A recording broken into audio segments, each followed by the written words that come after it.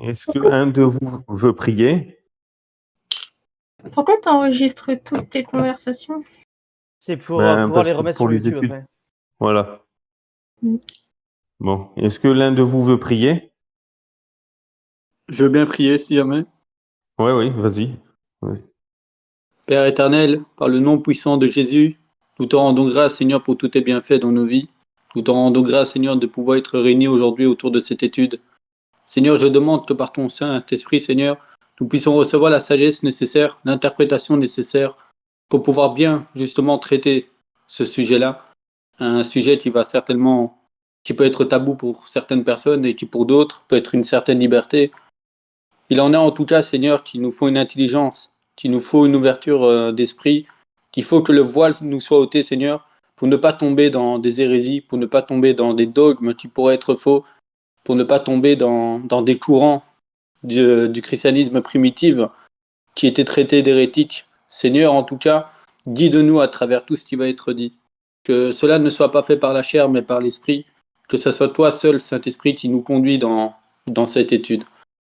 Seigneur, que cette étude ne soit pas faite pour chercher à être glorifié, chercher à montrer sa connaissance ou sa sagesse, ou montrer, Seigneur, qu'on a de l'éloquence ou des choses comme ça. Car tout comme Paul, Seigneur, il n'était pas venu avec sa propre sagesse pour convaincre le monde, mais il était venu uniquement avec la croix de Jésus. Qu'il en soit de même, Seigneur, ici, que ça ne soit pas une étude dans le but d'épater les frères et les sœurs, de montrer le bagage théologique qu'on a derrière nous, ou la science qu'on peut posséder des Écritures, mais qu'on soit là uniquement pour rendre la vérité conforme et pour rendre témoignage à cette vérité que tu es venu proclamer.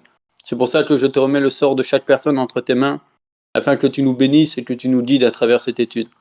Je te remercie au nom puissant de Jésus. Amen. Amen. Merci pour ta prière.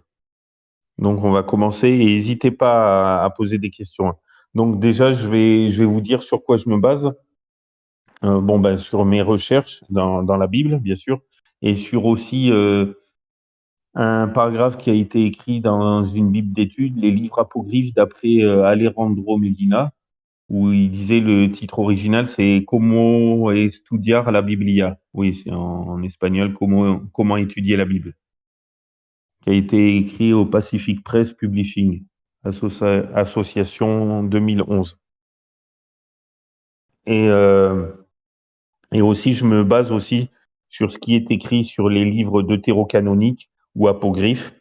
Ils ont deux noms, qui est dans la version Bible Tob, traduction œcuménique de la Bible, où il y a deux sortes de livres deutérocanoniques. Il y a les livres deutérocanoniques admis par les catholiques et les orthodoxes, où il y a le supplément grec d'Esther.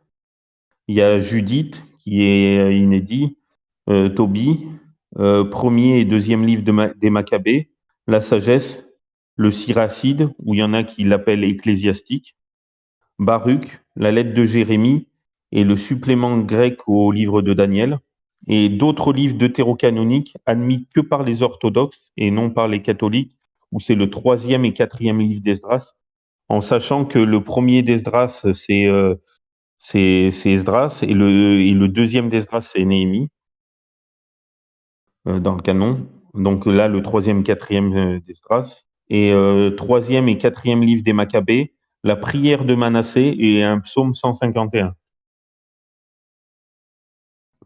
Et ça, c'est dans la traduction œcuménique de la Bible, dans cette Bible-là. Mais par contre, il y a une Bible éthiopienne qui contiendrait 88 livres, donc il y aurait encore 6 à 8 livres de plus de textes apocryphes. Notamment, il y aurait Enoch Jubilé. Mais ça, je ne l'ai pas, donc je ne peux pas vous en parler. Donc déjà, pour vous dire, je vais vous dire d'abord ce que dit Alejandro Medina. Je vais finir par Alejandro Medina, mais je vous dis d'abord ce qui est écrit en introduction des livres deutérocanoniques de ma Bible Tob, traduction œcuménique de la Bible.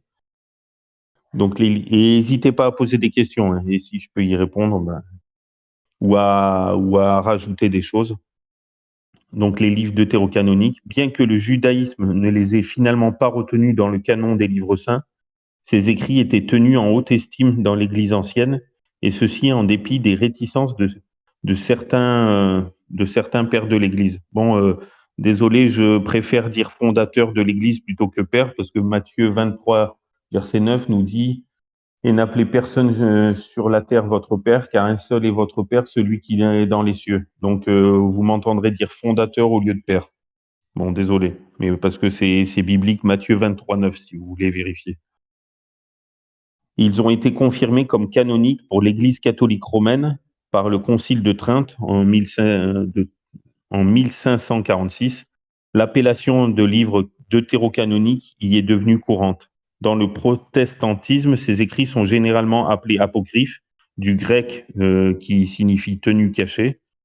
Les réformateurs protestants du XVIe siècle, donc 1500 et quelques, ne les ont pas reconnus comme canoniques. Pour eux, ils ne peuvent servir à fonder la foi.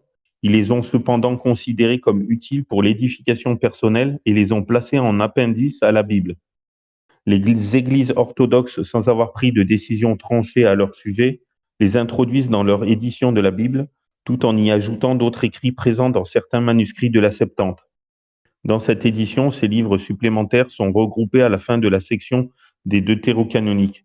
Oui, pour en revenir, pour faire un bref un aperçu de l'histoire des traductions de la Bible, c'est la CLC qui m'a donné cette feuille-là. Donc, il y a les manuscrits hébreux et très très peu d'araméens, même pas 5%, qui forment l'Ancien Testament. Ensuite, il y a les manuscrits grecs, c'est que en grec, qui forment le Nouveau Testament. Et entre ces deux, il y a la Bible des Septante, c'est la traduction de l'Ancien Testament en grec, qu'elle a été achevée vers 250 avant Jésus-Christ. Sachant que l'Ancien Testament, il aurait été écrit de 1400-1500 avant Jésus-Christ, Moïse, le premier écrivain, qui aurait écrit le Pentateuque, plus le livre de Job, plus un psaume, le psaume 90 dans la Bible. Donc c'est lui le premier écrivain de la Bible. Et le dernier serait fini, l'Ancien Testament, ce serait fini 400 ans avant Jésus-Christ.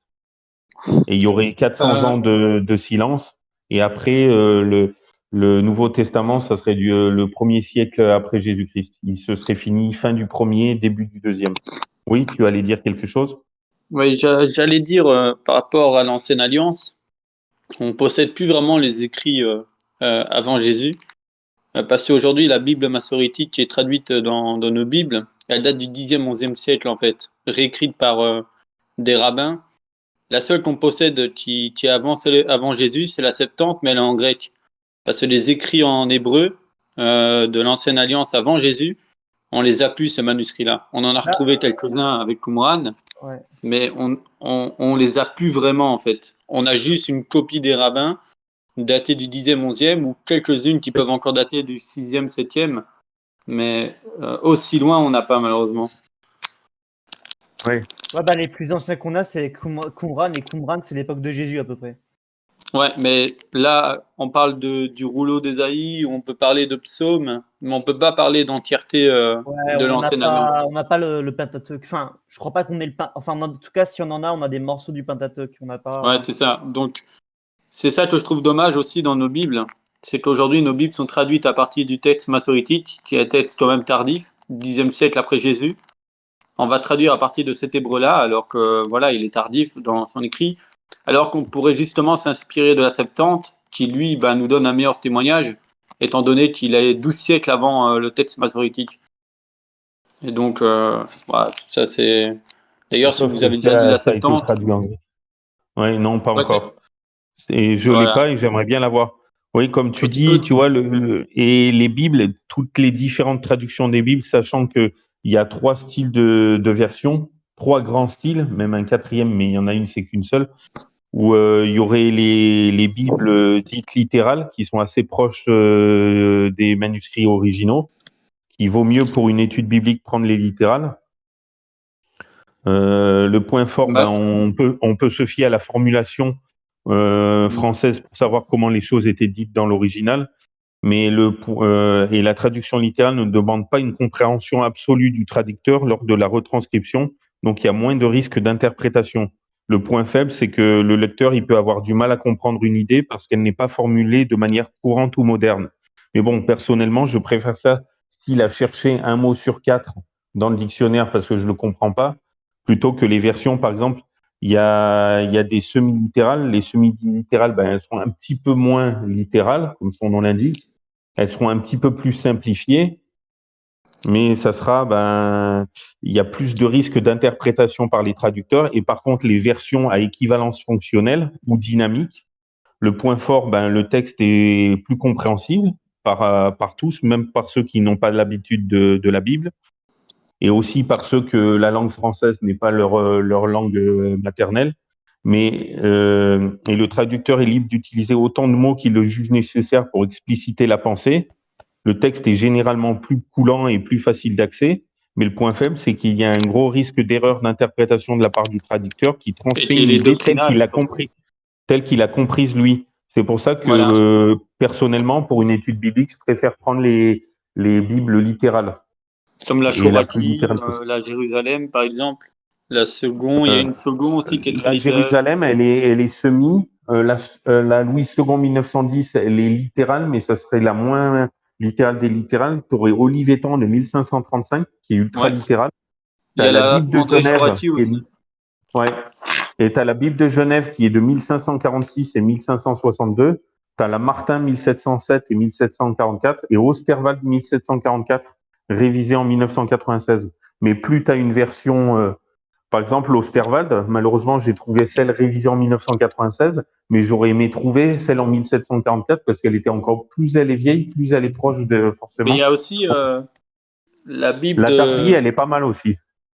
la Bible de l'épée. C'est une que Calvin a repris, il me semble, ou c'est Ouais. Calvin. Elle date Celle-là aussi aussi. Ouais. de 1565, un truc du genre. Ouais. Mais, mais elle est très dogmatique, c'est ça le problème. Ouais. Ouais, il Oui, faut faire après gaffe certains. aux traductions qui sont trop dogmatiques. Et ça, Ouais, très très dogmatique. Et tu Mais surtout, ouais. excuse-moi, hein, mais surtout Non, non, vas-y. ce que je voulais dire surtout, c'est que aujourd'hui, en fait, il y a plusieurs qui peuvent penser que le texte hébreu qui est traduit en français chez nous dans nos textes bibliques, ce serait un texte très tardif, mais en fait, c'est malheureusement faux. Il est très récent, il date de 10 siècles, donc c'est ce qui est dommage en fait. Et d'ailleurs, c'est pour ça que, comme ça, bon, je sais que vous le saviez, mais pour ceux qui ne le savent pas, c'est pour ça qu'il y a des révisions dans certaines Bibles. C'est en fonction des découvertes, on va faire des découvertes, on va découvrir des parchemins plus anciens, comme par exemple les Qumran, etc. On va faire des comparaisons. On va voir qu'en fait, ils utilisaient un autre mot avant, ils utilisaient un autre terme. Du coup, on va réviser la Bible en fonction de ce qu'on a trouvé et on va essayer de la rendre la plus proche de ce qui était fait dans les originaux.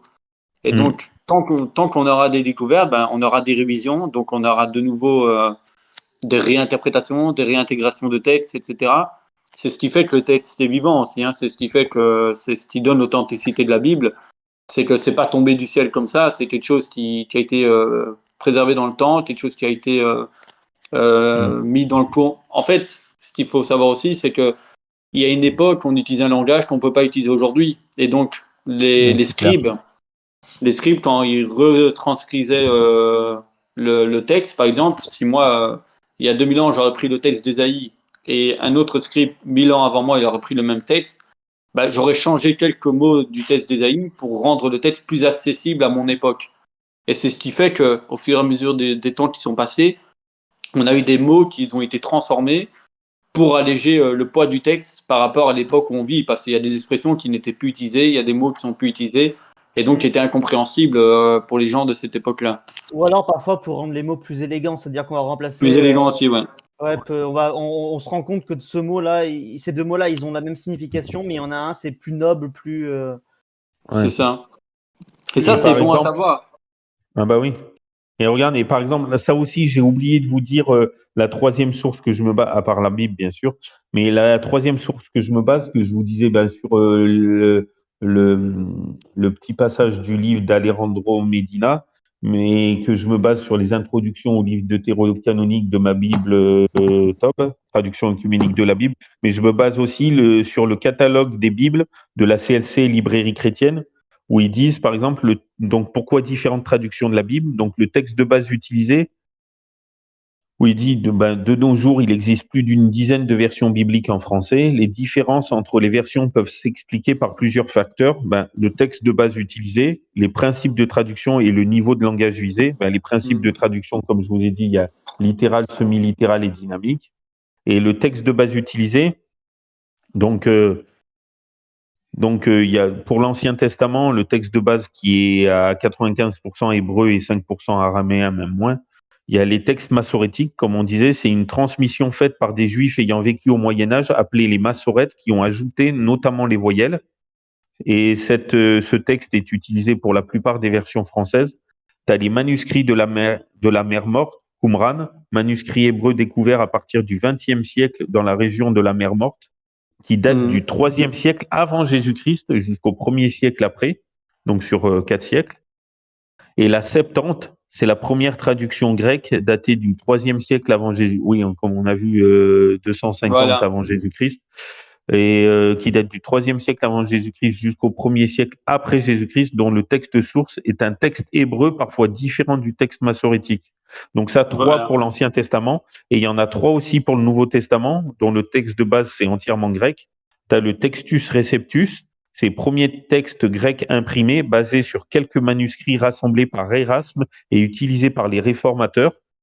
Tu as le texte majoritaire, où tu as l'ensemble de textes représentant 85% des manuscrits du Nouveau Testament, et tu as Nestlé Aland, où le texte grec imprimé basé essentiellement sur les codex Sinaiticus et Vaticanus, datés du IVe siècle, mais découverts à la fin du XIXe siècle.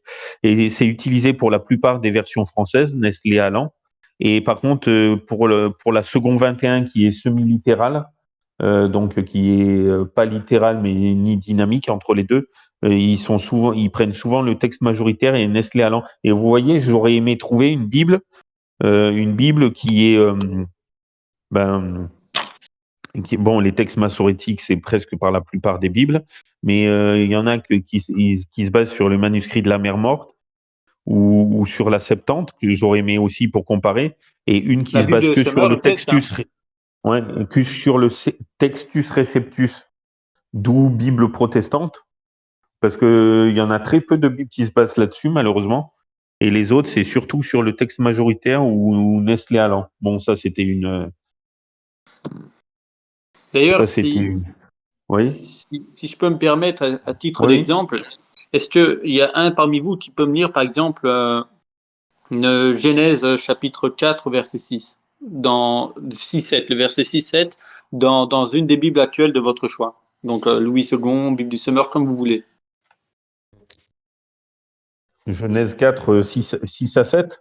Ouais, si quelqu'un peut lire ces 2 versets-là. Comme ça, en fait, je vais vous montrer, par exemple, une comparaison du texte massorétique et alors ce qu'on peut retrouver dans la Septante, et on va en fait voir qu'il y a une différence flagrante.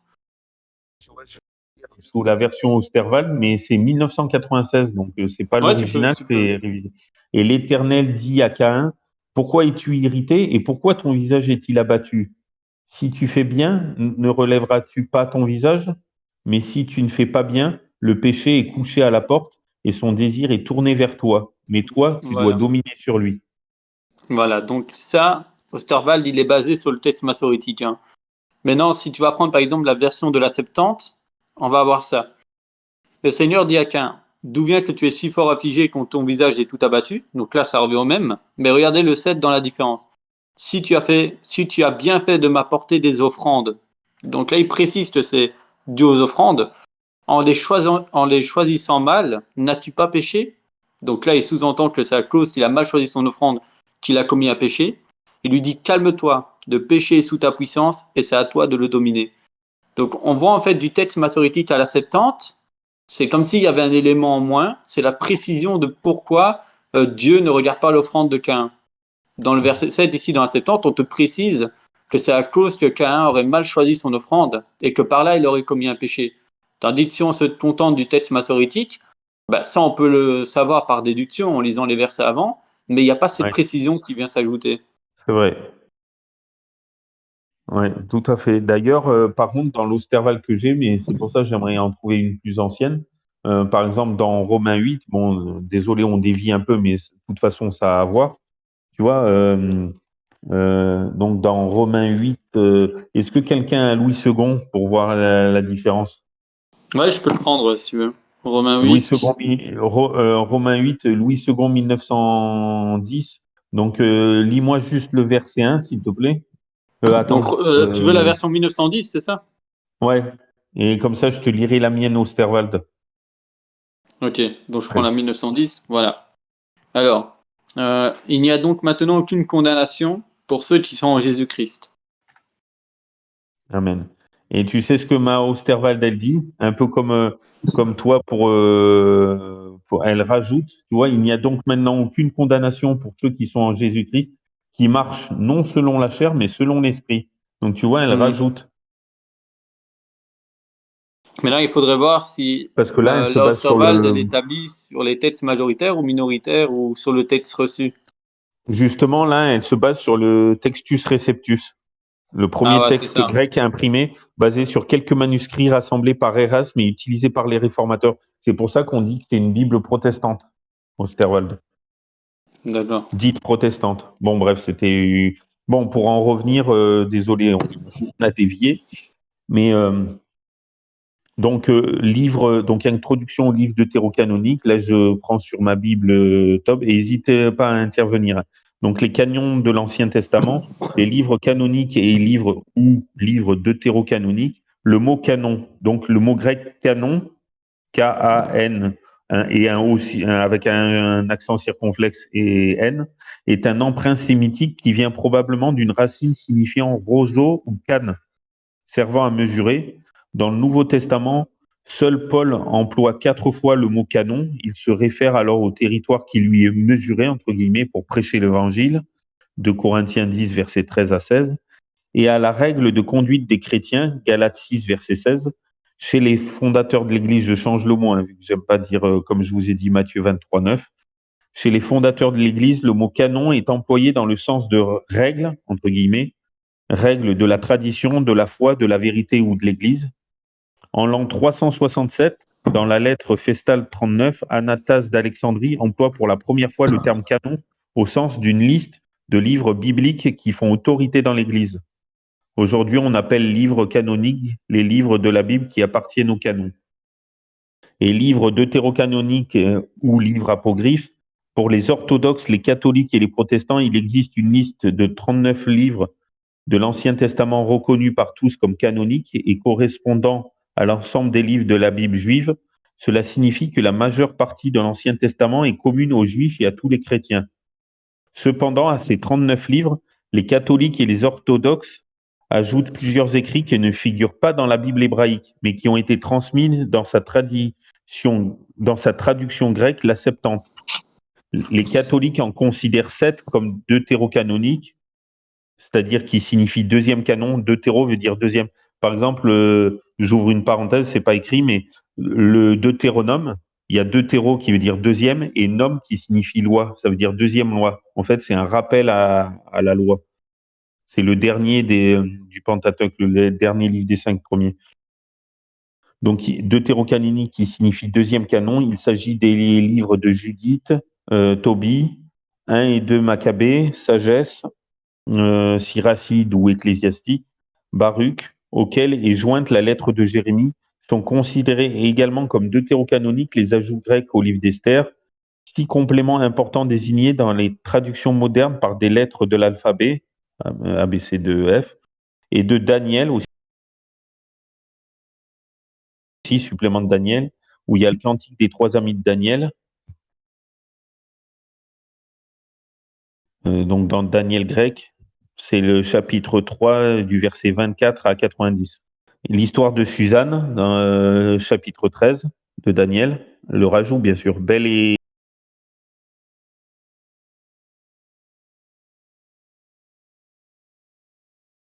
le dragon du Daniel œcuménique de la Bible. Pour leur part, les orthodoxes ajoutent à ces textes d'autres livres présents dans certains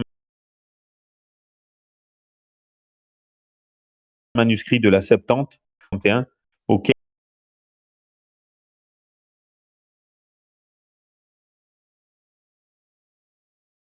les éditions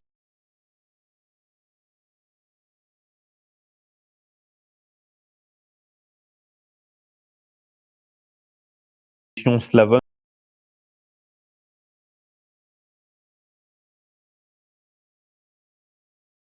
joignent un supplémentaire apocryphe, désigne à l'origine des livres cachés ou secrets, Daniel 12, 4 et 9, et là 4 Esdras 14, 44, mais bon, ça c'est dans les apocryphes. Il qualifie également un certain nombre d'écrits juifs datés du IIe siècle avant Jésus-Christ jusqu'au IIe siècle après Jésus-Christ, qui n'ont été intégrés à aucun des canons juifs ou chrétiens, vie latine d'Adam et Ève, par exemple, testament de Moïse, etc., considérés comme contenant des difficultés pour les non-initiés.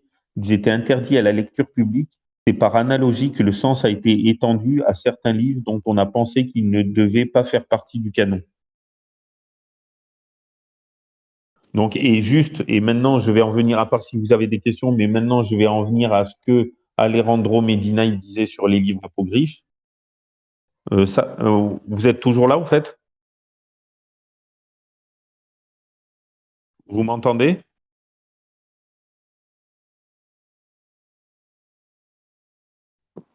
Oui, désolé, je suis toujours là, je t'écoute, Oui. t'inquiète. Donc, alors, les livres apocryphes, d'après ce qu'il met, donc le mot apocryphe fut inventé au 5e siècle par Saint Jérôme pour se référer aux livres qui furent reçus par l'Église de cette époque. Ces derniers faisaient partie de la version grecque de l'Ancien Testament, connue sous le nom de la Septante, mais ne faisaient pas partie de la Bible hébraïque. Ces livres sont, ça se répète, Judith, Sagesse de Salomon, Tobie, Ecclésiastique ou Siracide, Baruch, Maccabée 1 et Maccabée 2, enfin 2 Maccabées. Cependant, dans certaines listes, on présente 15 livres apocryphes dont l'énumération est la suivante: Esdras 1, Esdras 2, Tobie, Judith, les suppléments du livre d'Esther, Sagesse, Ecclésiastique ou Siracide, Baruch, lettre de Jérémie, qui constitue le chapitre 6 de Baruch, la prière d'Azaria, Abed-Nego, entre parenthèses, c'est dans le supplément de Daniel, le cantique des 3 jeunes Hébreux, un ajout au chapitre 3 du livre de Daniel, l'histoire de Suzanne, le chapitre 13 de Daniel, ajouté au texte reconnu comme canonique par les Hébreux, l'histoire de Bel et le dragon, ajout qui compose le chapitre 14 de Daniel, la prière de Manassé et Maccabéens et 2 qu'on a déjà vu. Mais les livres précédents s'ajoutent à l'Ancien Testament. Il existe aussi des livres apocryphes du Nouveau Testament, mais comme ils ne sont pas sujets à controverse, on entend généralement par livres apocryphes uniquement ceux qui appartiennent à l'Ancien Testament. Et les livres apocryphes, ça c'est moi qui rajoute, les livres apocryphes du Nouveau Testament, en général, il n'y a aucune Bible qui les ont prises, quoi. C'est que des livres en dehors. Par exemple, les apocryphes du Premier Testament, les Bibles catholiques et les Bibles orthodoxes vont les intégrer dedans, ou la Bible éthiopienne de 88 livres va les intégrer, ou au milieu, ou à la fin, c'est-à-dire entre la fin du Premier Testament et avant le début du Deuxième, ou sinon en plein milieu. Mais sachant que les livres apocryphes du Nouveau, c'est difficile à trouver, quoi. Bon, ça c'est une parenthèse. Dans leur majorité, les livres apocryphes datent de la période intertestamentaire, donc entre les 2 testaments. Cependant, bien que les Juifs ne les aient jamais acceptés comme partie intégrante de l'Ancien Testament, il y eut dans l'Église chrétienne une série de controverses autour de leurs valeurs inspirées. Finalement, lors de la 4e réunion du Concile de Trente, le 3 avril 1546, on plaça les livres apocryphes au même niveau que les autres livres inspirés de la Bible, et jusqu'à aujourd'hui, le monde catholique les reconnaît comme inspirés. Et je rajouterai aussi les orthodoxes. Il existe diverses raisons pour lesquelles ils ne devraient pas être acceptés dans les Écritures. Alors, première raison, dans l'Ancien Testament, les oracles de Dieu furent confiés aux Juifs, mais la Bible hébraïque originale ne les inclut pas. Est-ce que quelqu'un peut lire Romains 3, verset 2, n'importe quelle version, enfin une version littérale de préférence, ou Louis II, ou Osterwald, ou Olivetan, mais elle est dure à trouver, ou Martin, ou Darby. Ah, attends. Romains 3, verset 2. Romains 3, verset 2. Même le 1, tu peux lire si tu veux. Alors, quel est donc l'avantage des Juifs ou quelle est l'utilité de la circoncision? Il est grand de toute manière et tout d'abord en ce que les oracles de Dieu leur ont été confiés. Amen. Ouais, on voit que les oracles et les paroles de Dieu leur ont été confiées. Merci. Et Donc la ça veut dire que c'est deuxième, à eux qu'appartient l'autorité pour l'Ancien Testament pour définir ouais, ce qui ouais, est c'est à eux en canonique. premier. Ouais. Ouais. Et la deuxième raison, il n'y a aucune évidence concluante que l'un d'entre eux ait été écrit à l'origine en langue hébraïque. Il est possible qu'ils aient été écrits en grec, langue qui ne fut pas pratiquée par les Juifs. Ce n'est qu'après que le canon des écrits inspirés se soit fermé. Oui, d'ailleurs, la Septante, elle a été achevée vers 250 avant Jésus-Christ. Et le canon du manuscrit hébreu était déjà fermé. Et d'ailleurs, Ouais. les apocryphes, ils sont tous en grec, à Mm. quelques exceptions près, on va y venir, tous en grec. Et Mais d'ailleurs, c'est vrai ce que tu dis, parce que par exemple, si je prends l'exemple du livre de Sagesse de Salomon, ce livre, on sait qu'il n'a jamais été écrit par Salomon, hein, ou qu'il n'a jamais ouais. été de l'époque de Salomon. On sait que c'est un texte très tardif et qui est absolument pas de Salomon, alors pourtant il lui est attribué, quoi. Et là, vous allez halluciner à la 5e et 6e raison d'Alejandro Medina. Alors là, vous avez intérêt d'être bien assis. Là, les deux premières, ça va. Mais donc la troisième raison, où il dit pourquoi elle ne devrait pas être acceptée dans les Écritures. Donc seul l'Ancien Testament, comme celui que détiennent aujourd'hui les protestants, fut accepté comme inspiré dans le canon hébraïque. Les ajouts apocryphes dans la Septante ne furent jamais officiellement sanctionnés par les Juifs et ont été complètement rejetés par ceux-ci au travers des siècles. Donc déjà, ça commence à être de plus en plus... Et la quatrième raison, il existe un silence significatif concernant ces écrits dans le Nouveau Testament, apocryphe toujours. Ni Jésus-Christ, ni les apôtres ne citent jamais aucun d'entre eux. Déjà, ça commence à être de plus en plus chaud. Et là, je vais y venir au cinquième et sixième et dernier point. Mais après, c'est pas fini. Après, je vais vous dire ce que j'ai découvert en recherche, justement en vérifiant tous les points qu'il disait. Donc, le cinquième point, les écrivains des livres apocryphes nient parfois l'inspiration et confessent leur carence en matière de dons prophétiques. Ouais, c'est vrai Et, ça. vous allez rire, vous allez rire, c'est façon de parler. Mais j'ai vérifié chaque verset qu'il dit. Bien sûr, c'est que des versets apocryphes. Mais donc, il parle de, mais on va les lire ensemble. Il parle de 1, mais après, il parle de 1 Maccabée, chapitre 4, verset 46, 1 Maccabée, chapitre 9, verset 27, 1 Maccabée, chapitre 14, verset 41, 2 Maccabée, chapitre 15, verset 38 à 40. Ça, c'est pour le cinquième point, mais on va y venir après. Je finis juste ce que Alejandro Medina écrivait. Le sixième et dernier point, pour lui, c'est il fomente des doctrines qui contredisent les enseignements de la Bible. Je vous avais dit qu'on irait crescendo. Ils enseignent les arts de la magie dans Tobie 6, versets 5 à 8, et on va y venir aussi. Affirme que donner l'aumône lave du péché dans Tobie 12, versets 8 à 9. Un ange de l'Éternel, pas un mauvais, un ange ment dans Tobie 5, versets 11 à 14. Et on y encourage les prières pour les morts dans 2 Maccabées 12, versets 43 à 46. On y appuie l'existence du purgatoire dans Sagesse 3, versets 1 à 4. On y enseigne la prédestination et le hasard dans Sagesse 8, versets 19 à 20. Mais justement, on va y venir. Et Dieu m'a permis d'en trouver un septième point en grattant et justement en cherchant tous ces versets que je vous ai cités dans la Tob. Donc, et lui, il finit par les livres apocryphes sont d'excellentes sources qui révèlent certains aspects de la vie et de la pensée des Juifs durant la période intertestamentaire, donc entre les deux testaments. Il présente un style littéraire, l'apocalyptique, qui est un pont entre les deux testaments et qui postérieurement servira à développer la réflexion de certains auteurs du Nouveau Testament. Et cette information s'avère précieuse lorsqu'on étudie les aspects spécifiques de la littérature néo-testamentaire, donc du Nouveau Testament, néo. Les livres apocryphes ont leur place dans l'histoire et la littérature antique, mais ils ne sont pas la parole de Dieu inspirée et ne peuvent être inclus à l'Ancien Testament. Il serait plus judicieux de les éditer séparément pour éviter les confusions en ce qui concerne la valeur inspirée. Donc ça, c'est tiré de Alejandro Medina, Comment étudier la Bible.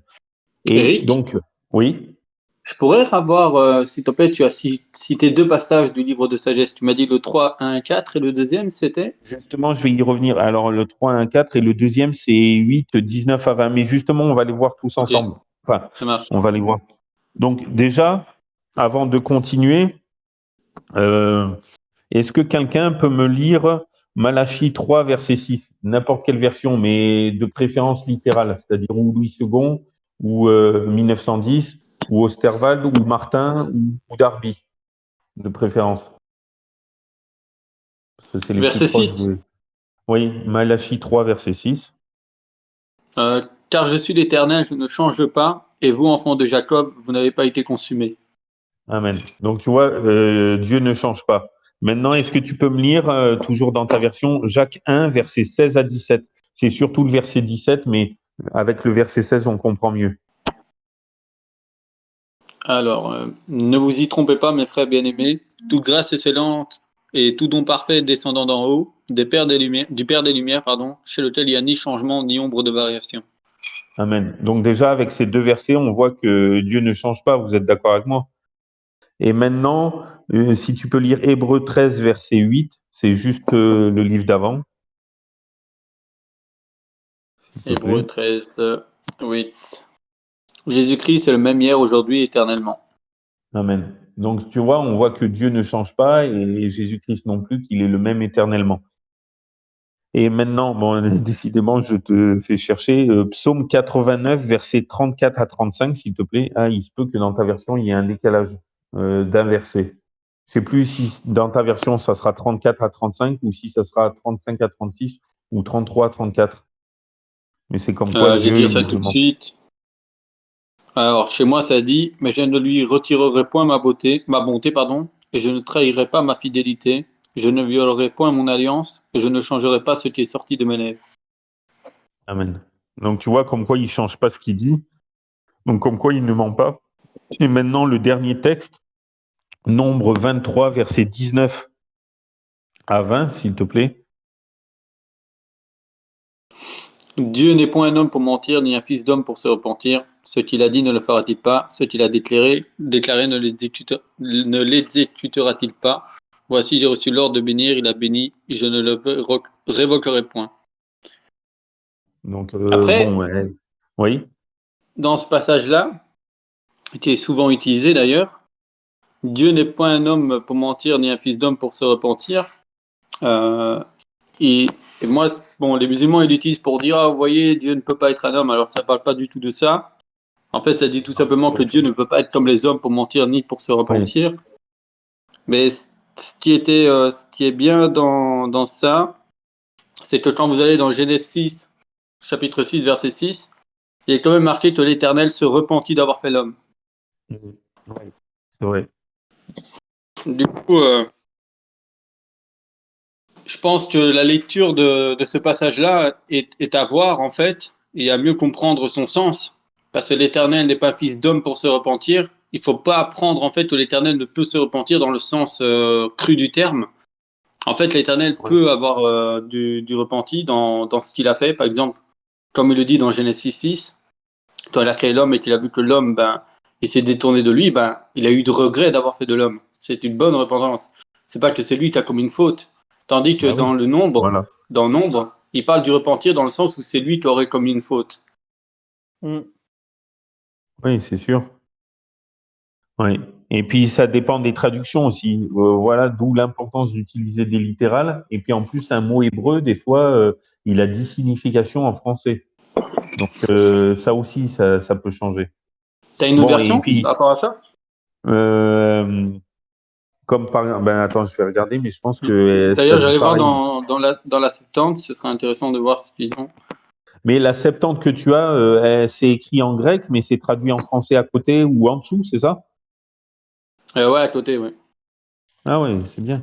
Et toutes les Septante, il y a le. Ah, j'essaye de la trouver, la Septante, j'arrive pas à la Tu sais trouver. qu'elle est sur un site, hein, la 70. Ouais.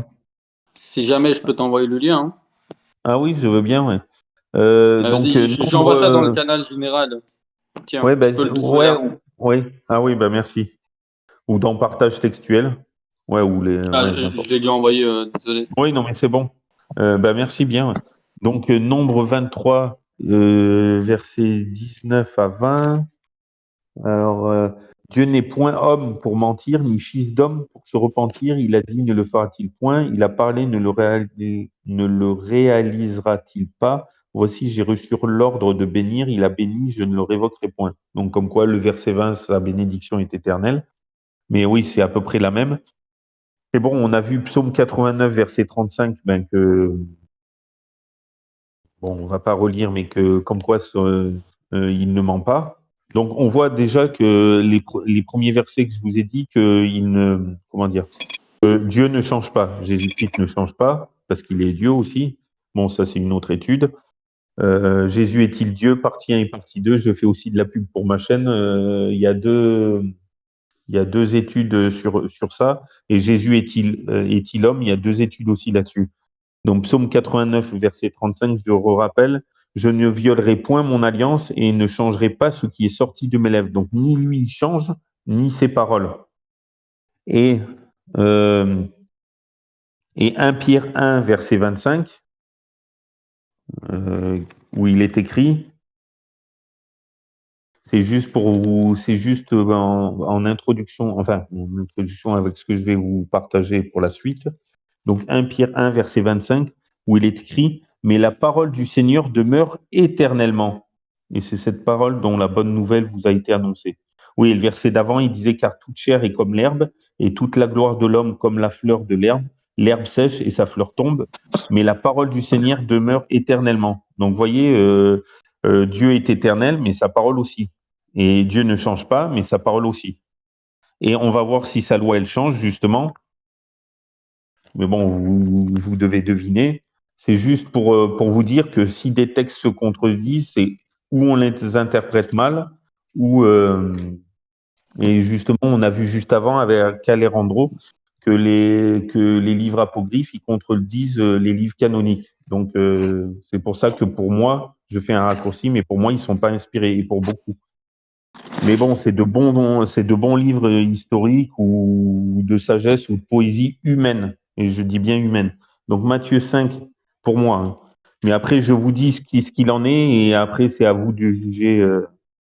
Donc Matthieu 5, versets 17 à 19, où Jésus qui parle. Ne pensez pas que je sois venu abolir la loi ou les prophètes. Je ne suis pas venu abolir, mais accomplir. Car je vous le dis en vérité, jusqu'à ce que le ciel et la terre aient passé, il ne passera pas de la loi un seul iota ou un seul trait de lettre que tout ne soit accompli. Celui donc qui aura violé l'un de ces plus petits commandements et qui aura ainsi enseigné les hommes sera estimé le plus petit dans le royaume des cieux, mais celui qui les aura observés et enseignés, celui-là sera estimé grand dans le royaume des cieux. Amen. Donc en gros, Toi, ça loin. Oui. ce passage, tu le comprends comment exactement? Ben, en fait, quand il dit il sera appelé petit dans le royaume des cieux, ça veut dire qu'il sera trop petit, qu'il sera pas Ah assez non, pas grand ça, pour pas ça. y être. Ça, j'ai Ah, compris pour ce passage-là, mais plus quand tu il veux parle de le la verset loi. 17. Ben, qu'il est venu l'accomplir, mais pas l'abolir. Ça veut dire qu'elle est toujours valable. C'est comme, par Ok, exemple, si je te dis, j'accomplis mon mariage avec la cérémonie de mariage, mais je suis toujours marié. Au contraire, il commence. C'est dans ce ok. sens-là. Tandis qu'il y en a beaucoup qui disent, ben, accompli, ça veut dire elle est finie. Ben non, la loi n'est pas finie, vu qu'il dit, je ne suis pas venu abolir. Il précise bien, je ne suis pas venu abolir, mais accomplir. Ça veut dire que c'est tout le contraire d'abolir. Enfin, D'accord. Et tu vois, par exemple, prenons un exemple, hein, imaginons, toi, il y a une tâche que tu sais pas faire. D'accord? Imaginons, on travaille dans le même endroit, et en fait, toi, tu as une tâche à remplir. D'accord? Donc, imaginons, on te demande bon, je travaille dans la vente, on va prendre un truc de la vente, on te demande de remplir un rayon. C'est ta tâche, c'est-à-dire tu as un devoir, c'est une obligation, tu dois remplir ce rayon, mais le problème, tu n'as pas les compétences requises pour la remplir. Moi, j'arrive, et je te dis en gros, écoute, moi je veux bien te donner un coup de main, je ne peux pas abolir ce règlement, parce que moi aussi, je suis obligé de le respecter. Par contre, je peux le faire pour toi. Je peux l'accomplir à ta place. Une fois que j'ai fait le rayon, donc le rayon, il est rempli. Toi, est-ce que tu dois toujours accomplir ce rayon?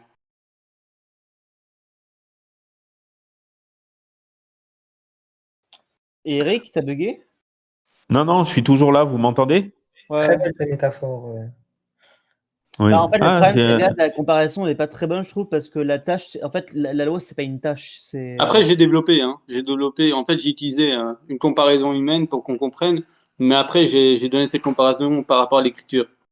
En fait, ce que moi je comprends de ce passage-là, Jésus, en gros, il va nous dire qu'il n'est pas venu abolir la loi. Parce qu'on aurait pu penser que Jésus, avec ses préceptes, viendrait abolir la loi. Ah, tiens, il fait des guérisons le Shabbat. Il dit ses disciples ne se lavent pas les mains avant de manger. Ils arrachent des épis en traversant les champs.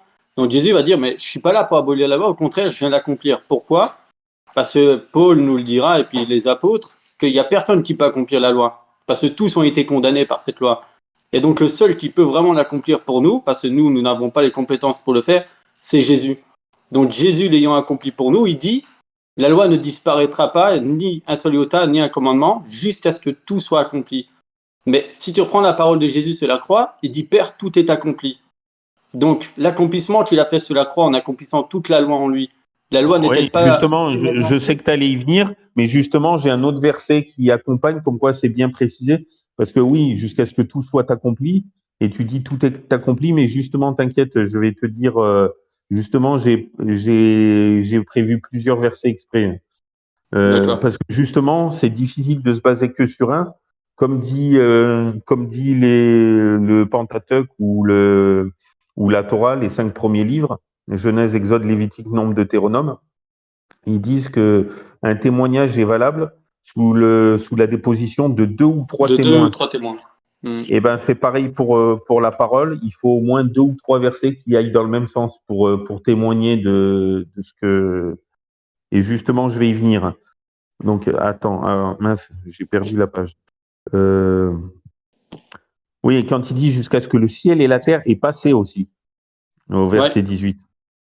Attends, je reprends juste le passage sous les yeux.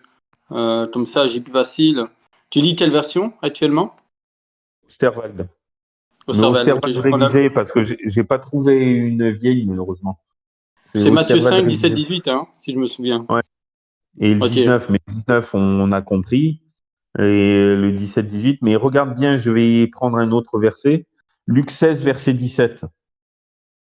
Mais il est plus aisé que le ciel et la terre passent qu'il n'est possible qu'un seul trait de lettre de la loi soit aboli. Donc là, c'est plus costaud. En fait, c'est pour ça qu'il faudrait reprendre les épîtres de Paul, mais Paul, ce qu'il explique, c'est que déjà, tu as les condamnations de la loi qui ont été abolies. Je donne un Oui. exemple, typiquement, l'homosexualité ou le fait de coucher avec quelqu'un du même sexe, normalement, dans la loi, c'est, enfin, dans le Pentateuque, c'est puni de mort. Mais comme, mais justement, Jésus, lui, il a aboli cette mort. Ça veut pas dire qu'on peut devenir homosexuel, ça veut pas dire ça. Ça veut dire que un homosexuel, on n'a plus le droit de le mettre à mort sous prétexte de la loi, tu vois. On peut En pas. fait, oui, Psaume 32, verset 5, il dit, tu as effacé la peine, la condamnation de mon péché. En C'est ça, fait, voilà. mais Et ça veut dire que le péché est toujours péché. Il t'efface ton péché si tu demandes pardon à Dieu, bien sûr. Mais par contre, ton péché restera toujours péché. Quand tu dis il a effacé la peine ou la condamnation de mon péché, ça veut dire que normalement, le salaire du péché, c'est la mort, mais le don gratuit de Dieu en Jésus-Christ, c'est la vie éternelle, la suite du verset Romains 6, 23. Mais tu vois, donc, il efface la condamnation de notre péché, mais il y a toujours péché, même si, je veux dire, le péché, c'est la transgression de la loi. Et sa loi, elle est éternelle tout comme lui, elle ne change pas non plus tout comme lui. Donc, tant qu'il y a transgression, on est pécheur, mais en demandant pardon, après, il l'efface. Bah, ça, je suis d'accord. Hein. moi, je suis un peu mitigé quand tu dis que, d'ailleurs, bonjour tout le monde, que le péché, Oui. c'est la transgression de la loi, parce que justement, dans notre lecture de Romains, il va te dire, bah, le résultat du péché, c'est la mort. Mais il y avait de la mort Normal par existait moment. entre Adam et Moïse, et Oui. pourtant, la loi n'est venue qu'avec Moïse. Ouais, attends, Donc, ce qu'il a dit là, le péché, c'est transgression de la loi. Ça, c'est un verset biblique, hein. Oui. C'est dans 1 Jean, oui, c'est dans la Bible. Hein. Ouais, c'est dans C'est dans l'épître 1 de Jean Jean. 3. Oui, 1 Jean 3. Alors attends. 1 Jean 3, je vais te dire. C'est 1 Jean 3, 4, je crois, normalement. Si je me rappelle bien. Oui, tu Ouais, vois. 1 Jean 3, 4 dit quiconque pêche transgresse la loi, car le péché est la transgression de la loi. Donc c'est biblique, quoi. Je ne l'ai pas inventé. Oui, oui, je Et je, suis d'accord, mais vous comprenez comment quand Romain, dans ce cas-là, il dit que avant Moïse, il y avait la mort qui était le résultat du péché. Mais c'est Parce que la normal. loi n'existe pas. Et aussi, en fait, la première loi qui a été donnée, c'est celle qui a été donnée à Adam. C'est-à-dire, ne mange pas le fruit. Les conséquences, elles sont dues à la transgression de cette loi. C'est pour ça qu'est venue la mort. c'est ça. ouais. Donc Ok. la loi, ça n'a pas été une invention qui existait, Oui. qui a émergé qu'à partir de Moïse. Hein. Non, parce que même Noé, il reçoit des lois. Voilà, donc c'est. Bon, et je vais juste y revenir parce que j'ai encore 2 autres versets. Jacques Ah de oui, 10. désolé Eric. Non, mais Juste, tu as bien fait. Oui, comme ça après on peut refermer cette parenthèse-là. Tu vois, oui, en fait, dis. selon la traduction que tu vas prendre, le verset 17-18 de Matthieu 5 peut avoir une autre forme. Donc, par exemple, si maintenant je vais prendre la seconde, la Ouais. littérale aussi, regarde ce qu'il va nous dire euh, au 18 et au 17. Regarde, il dit, ne croyez pas que je suis venu pour abolir la loi ou les prophètes. Je suis venu non pour abolir, mais pour accomplir. D'accord? Et il dit, car je vous le dis en vérité, tant que le ciel et la terre ne passeront point, il ne disparaîtra pas de la loi un seul iota ou un seul trait de lettre jusqu'à ce que tout soit arrivé. Donc, c'est-à-dire, le ciel et la terre ne peuvent pas passer jusqu'à ce que je suis censé faire soit arrivé. Et donc, si tu le comprends dans ce sens-là, ça veut dire qu'en fait, jusqu'à ce que Jésus ait accompli ce qui devait être accompli, la terre et le ciel ne peuvent pas passer et la loi ne peuvent pas changer d'un trait jusqu'à ce qu'il a tout accompli. Et donc, quand tu prends une version différente, on va jouer en fait sur le temps figuré dans le verset. Il y en a qui vont te dire que en fait le temps Tout est indiqué accompli. c'est juste à ce que tout soit accompli, tandis qu'il y en a qui vont te dire que ça n'a rien à voir avec le fait qu'il doit accomplir, que c'est perpétuel en gros. Après, mais il en faut fait, comprendre aussi le sens Il dit d'accompli. tant que la terre et le ciel ne passeront point. Donc, comme on Ouais, sait mais à la que fin il te Dieu, met il va jusqu'à. faire une nouvelle terre et un nouveau cieux. Donc là, Non, ça pas vraiment. sera. Pas vraiment, parce que tu vois, quand je l'ai lu, regarde bien, quand je l'ai lu, il te dit pas qu'il y aura une nouvelle terre. Il te dit que la terre actuelle et les cieux actuels ne passeront pas, pour dire que c'est une métaphore pour dire que il y a rien qui peut changer ça, que ça va rester tel quel. Mais à la fin du verset, dans certaines versions, il te met le jusqu'à. Et généralement, quand tu utilises le mot jusqu'à, c'est-à-dire le jusqu'à là, il vient justement te donner la compréhension que tout ça doit être maintenu dans l'état où il est jusqu'au moment où. Et le moment où cela serait changé ou accompli, et ben c'est ce qu'il dit juste à la fin, jusqu'à ce que tout soit arrivé ou tout soit accompli. Donc le fait qu'il accomplit tout, ben, ça balaye les choses d'avant en fait. Ouais. Oui et non, parce que comment tu comprends le Luc 16, verset 17, où là, il dit Alors pas je, jusqu'à ce que tout soit accompli. Il dit vraiment, mais il est plus aisé que le ciel et la terre passent, qu'il n'est possible qu'un seul trait de lettre de la loi soit aboli. Mais j'ai encore 2 autres versets qui vont venir après. Si, Ouais. si ah je ouais, peux, mais si je peux non, intervenir très Oui. rapidement. Alors, moi, je trouve l'utilisation de Luc 16-17 assez paradoxale parce que juste il y a un verset qui vient après, le 18, où Jésus-Christ dit qu'il est interdit de divorcer de sa femme, hormis pour cause adultère. Pourtant, je ne connais pas un seul mouvement chrétien qui se revendique de cela. Et c'est le verset juste après, hein, où Jésus dit celui qui divorce de sa femme et qui se remarie avec une autre femme commet un adultère. Ouais. Ça, Donc, c'est- donc je pense que c'est assez paradoxal. Alors, si on utilise Luc 16-17, il faudrait utiliser aussi Luc 16-18 dans son entièreté, dans son intégralité. mais en fait, on peut pas prendre par exemple Luc pour dire je prends Luc contre Matthieu. Tu es obligé de prendre Matthieu et Luc pour se complémenter. Tu peux pas prendre Oui. un et dire je prends celui-là contre la théorie de Matthieu. Bon, Donc c'est des attendez, de compléments en fait. toute façon, j'ai encore 2 autres versets pour vous. D'accord, ça marche. Ça marche. Peut-être ça sera encore plus clair. Donc Jacques de 10 nous dit, car quiconque aura observé toute la loi, s'il vient à pécher dans un seul commandement, devient coupable de tous.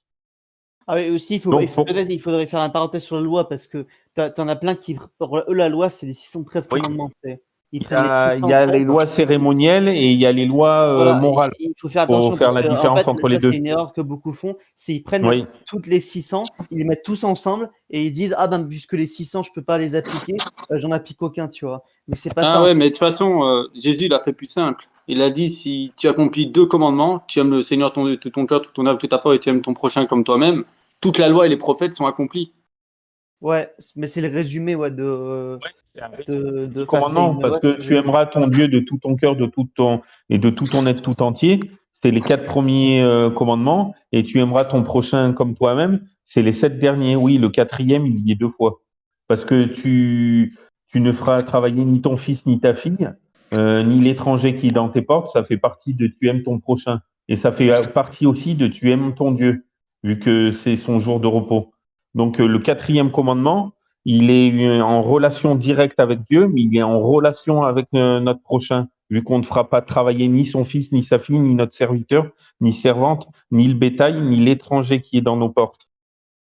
Ouais, En fait, parce les que c'est 10 commandements sont résumés par ces 2 commandements. Mais bon, de toute façon, un jour, je vais refaire sur la suite des commandements. C'est vrai que là, on se disperse un peu. Mais Ouais, désolé, hein, c'est parce que tu as non, cité non, des mais versets qui parlaient de. non, non, Donc, mais du c'est coup, juste. Bon, d'après Jacques de 10, 10 moins 1 est égal à 0. Donc, ou faut observer aucun des 10, ou faut observer les 10. Mais tu as vu, celui qui pêche contre un seul commandement devient coupable de tous. Mais il y a un autre, tu vois, souvent l'apôtre Paul, on le traite d'antinomiste, sachant que nom, ça veut dire loi, donc anti-loi. Mais sauf que lui, parce que souvent il dit vous n'êtes plus sous la loi, mais sous la grâce, sauf qu'il a aussi écrit, et ça on a tendance à l'oublier, Romains 3, 31, qui dit anéantissons-nous donc la loi par la foi, loin de là, bien au contraire, nous confirmons, nous établissons la loi. en fait, pour Paul, hein, ce que moi je pense, c'est qu'il est très mal compris dans quel sens. D'ailleurs, même Pierre en rend témoignage. Il dit Oui, que Paul, il dit des messages qui sont durs à comprendre pour ceux qui ne sont pas affermis. Quand Paul, il dit que nous ne sommes pas sauvés par les œuvres, mais par la foi, que si tu étais sauvé par les œuvres, ben, ce serait comme un dû, comme un salaire. En fait, il parle de la situation où tu as été trouvé par Dieu. Donc, par exemple, imaginons, moi, avant de rencontrer Jésus, j'étais un juste, j'observais la loi sans faillir. Ben, c'est pas parce que j'observais la loi sans faillir qu'aujourd'hui, je bénéficie de Jésus, que genre Jésus, il était obligé de venir vers moi parce que je suis juste. Et pareil pour le pécheur, de même, la même situation pour le pécheur. En fait, il dit pas qu'une fois que tu as Jésus en toi, tu n'es plus obligé de t'observer la loi parce que Jésus, il a tout fait pour toi. C'est pas ce qu'il dit. Il dit justement que on a été racheté par grâce, non parce que tu es juste ou parce que tu es pécheur, mais parce que c'est un don gratuit. Donc, si un juste, il voulait dire aujourd'hui, maintenant, je sais pas moi, si un juste, il voulait dire, ah, le Seigneur, il est descendu sur terre, il s'est donné sur la croix pour moi, ben, c'est normal.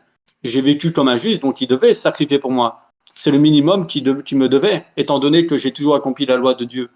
Et donc là, Paul le reprend et dit, ben non, comment toi tu peux dire ça, étant donné que tout homme a été pris dans la désobéissance? Et donc, si tout homme a été pris dans la désobéissance, qu'il soit juste ou qu'il soit pécheur, ça reste une grâce. Parce que si c'était un salaire, ça n'aurait plus été une grâce, mais ça aurait oui, été un dû. Et donc, oui, le problème avec Paul, c'est que il y en a qui vont l'interpréter après avoir reçu Jésus, donc dans ta vie de chrétien. Et donc là, tu vas te dire, ah, mais Paul, il dit qu'on n'est pas sauvé par les œuvres, donc on n'est plus obligé de faire les œuvres, c'est la foi qui compte. Je n'ai qu'à proclamer Jésus est Seigneur, et c'est bon, le péché, je peux y rester. Mais après, tu dis Jacques, et Jacques te dit, montre-moi ta foi par tes œuvres. Et là, il va dire, mais tiens, il y a une contradiction. Mais en fait, il n'y a pas une contradiction. Jacques, ils il te sont parle des complémentaires. œuvres en tant que Et, chrétien, et Paul, il te parle des œuvres avant d'être chrétien. oui, oui, voilà, tout à fait. D'ailleurs, une foi vivante s'accompagne avec des œuvres, parce que Jacques 2, 19, où il est bien dit, tu crois qu'il y a un seul Dieu, tu fais bien, les démons le croient aussi, ils en tremblent.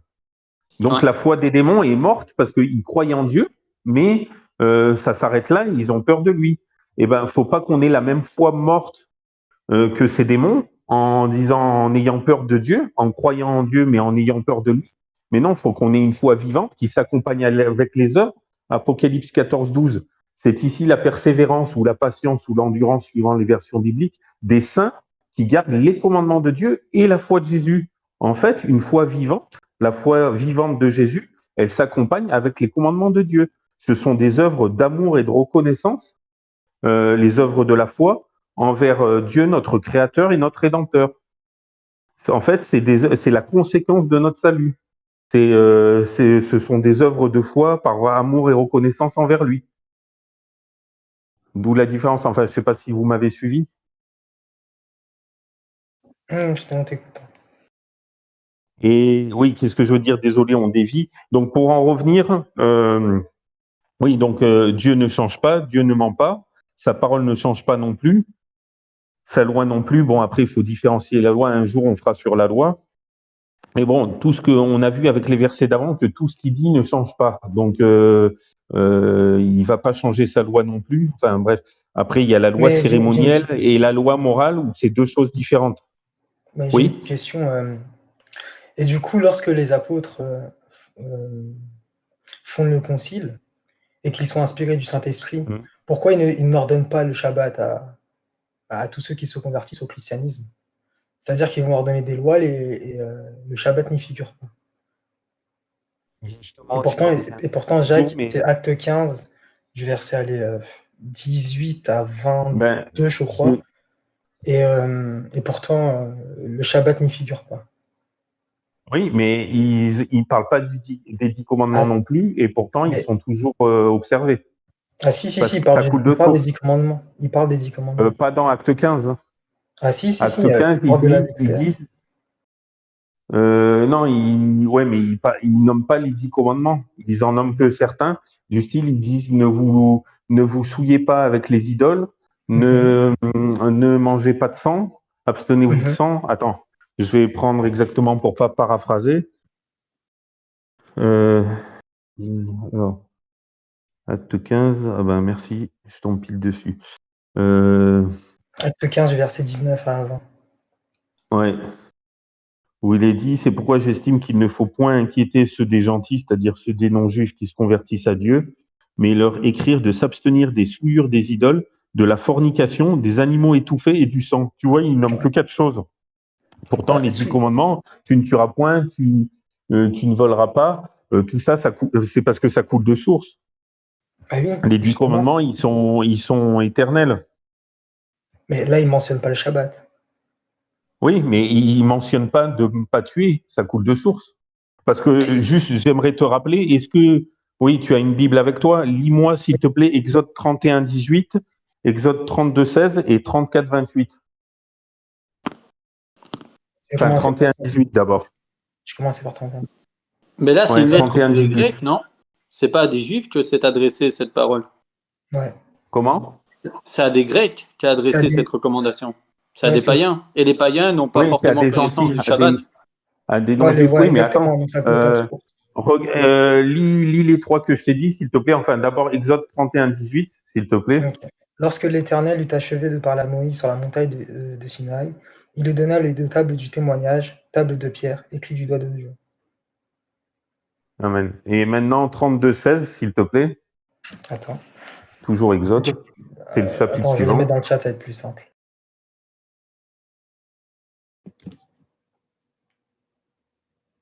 Ouais, ou dans l'étude biblique. Les tables étaient l'ouvrage de Dieu et l'écriture était l'écriture de Dieu gravée sur les tables. Amen. Et maintenant, 34, toujours Exode, mais chapitre 34, verset 28. C'est la fin du verset 28. Mais bon, tu peux lire tout le verset 28. Moïse fut là avec l'Éternel 40 jours et 40 nuits. Il ne mangea point de pain et il ne but point d'eau. Et l'Éternel écrivit sur les tables les paroles de l'Alliance, les 10 paroles. Ouais, amen. Donc tu vois que les 10 commandements, ils ont été écrits par le doigt de notre Dieu lui-même. Et donc la Bible tout entière, elle a été, presque toute la Bible tout entière, sauf les 10 paroles, ont été écrits par des hommes inspirés par Dieu, sauf les 10 commandements, les 10 paroles, le décalogue, qui ont été écrits par le doigt de notre Dieu lui-même, qu'il a gravé sur des tables de pierre. Donc, si jamais sa loi devait changer, il changerait pas ce qu'il a écrit lui-même, il a gravé sur les tables de pierre quand même. Et le sabbat, il est le quatrième commandement et il est immuable.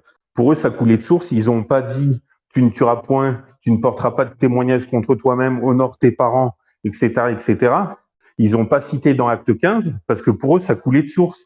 Même les non-juifs, ils connaissaient tous. Regarde, nous, on n'est pas juifs, qu'on soit chrétien ou musulman ou n'importe, tout le monde connaît les 10 commandements, même s'ils connaissent pas par cœur mot à mot, mais tout le monde connaît, c'est connu dans le monde entier, les 10 commandements. D'ailleurs, ils en ont fait plein de films, et même des comédies musicales. Mais pour dire que c'est la seule chose que Dieu a écrit lui-même. L'écriture Mais est du faite coup, de Dieu, donc si c'est pas éternel, enfin normalement, et l'homme il veut changer ça. Oui, si tu veux aussi. T'as quelle version de Bible? moi j'utilisais le second, Ouais, la Bible super. catholique. Essaie, lis-moi s'il te plaît un dernier dans Louis II 1910, Marc 7, versets 6 à 9 et le verset 13, Ok. s'il te Je plaît. préfère les mettre dans le chat, ça ira plus vite. Ok. Ouais, bah oui, si tu veux. Oui, c'est la version Louis Marc 7, II dans le verset chat. 6 à 13. Tu l'as Ouais. mis où dans le chat? Dans études bibliques? Ah Dans oui, Dans général. général. Ah, ouais, ok. Jésus leur répondit, hypocrite, Ésaïe a bien prophétisé sur vous, ainsi qu'il est écrit, ce peuple m'honore des lèvres, mais son cœur est éloigné de moi. Ensuite, c'est quel verset, le 9? Il leur dit encore, vous Jusqu'à 9. anéantissez, ok. C'est en vain qu'il m'honore en donnant des préceptes qui sont des commandements d'hommes. Vous abandonnez le commandement de Dieu et vous observez la tradition des hommes. Il leur dit encore, vous anéantissez fort bien le commandement de Dieu pour garder votre tradition. Et le 13, annulant ainsi la Maintenant, parole le de Dieu par dernier, votre le 13. tradition. Annulant ainsi la parole de Dieu par votre tradition que vous avez établie, et vous faites beaucoup d'autres choses semblables. Amen. Donc, tu as vu, ça calme, hein, on a de quoi en prendre pour notre grade. Donc, Mais oui, mais en gros, justement, on mais, essaye d'abandonner ou on annule le commandement de Dieu par notre tradition. Et est-ce que c'est pas ce qu'on a fait avec le sabbat? mais justement, Après, j'ai une question par rapport à ça. Tu as dit que les 10 commandements ont été écrits par le doigt de Dieu, et du fait qu'ils Oui, ont été écrits par son propre doigt, c'est immuable, tandis oui. que ce qui a été écrit par la main de l'homme, ça peut Non, être mais changé. non, mais ça pourrait, mais je veux dire, il Ça change pas pourrait. non plus ce qu'il a Mais inspiré. Non, mais enfin, si ça, excuse-moi, je me suis mal interprété, j'ai mal parlé. Si il devait changer quelque chose, il changerait pas ce ce qu'il a serait plutôt écrit ça. lui-même.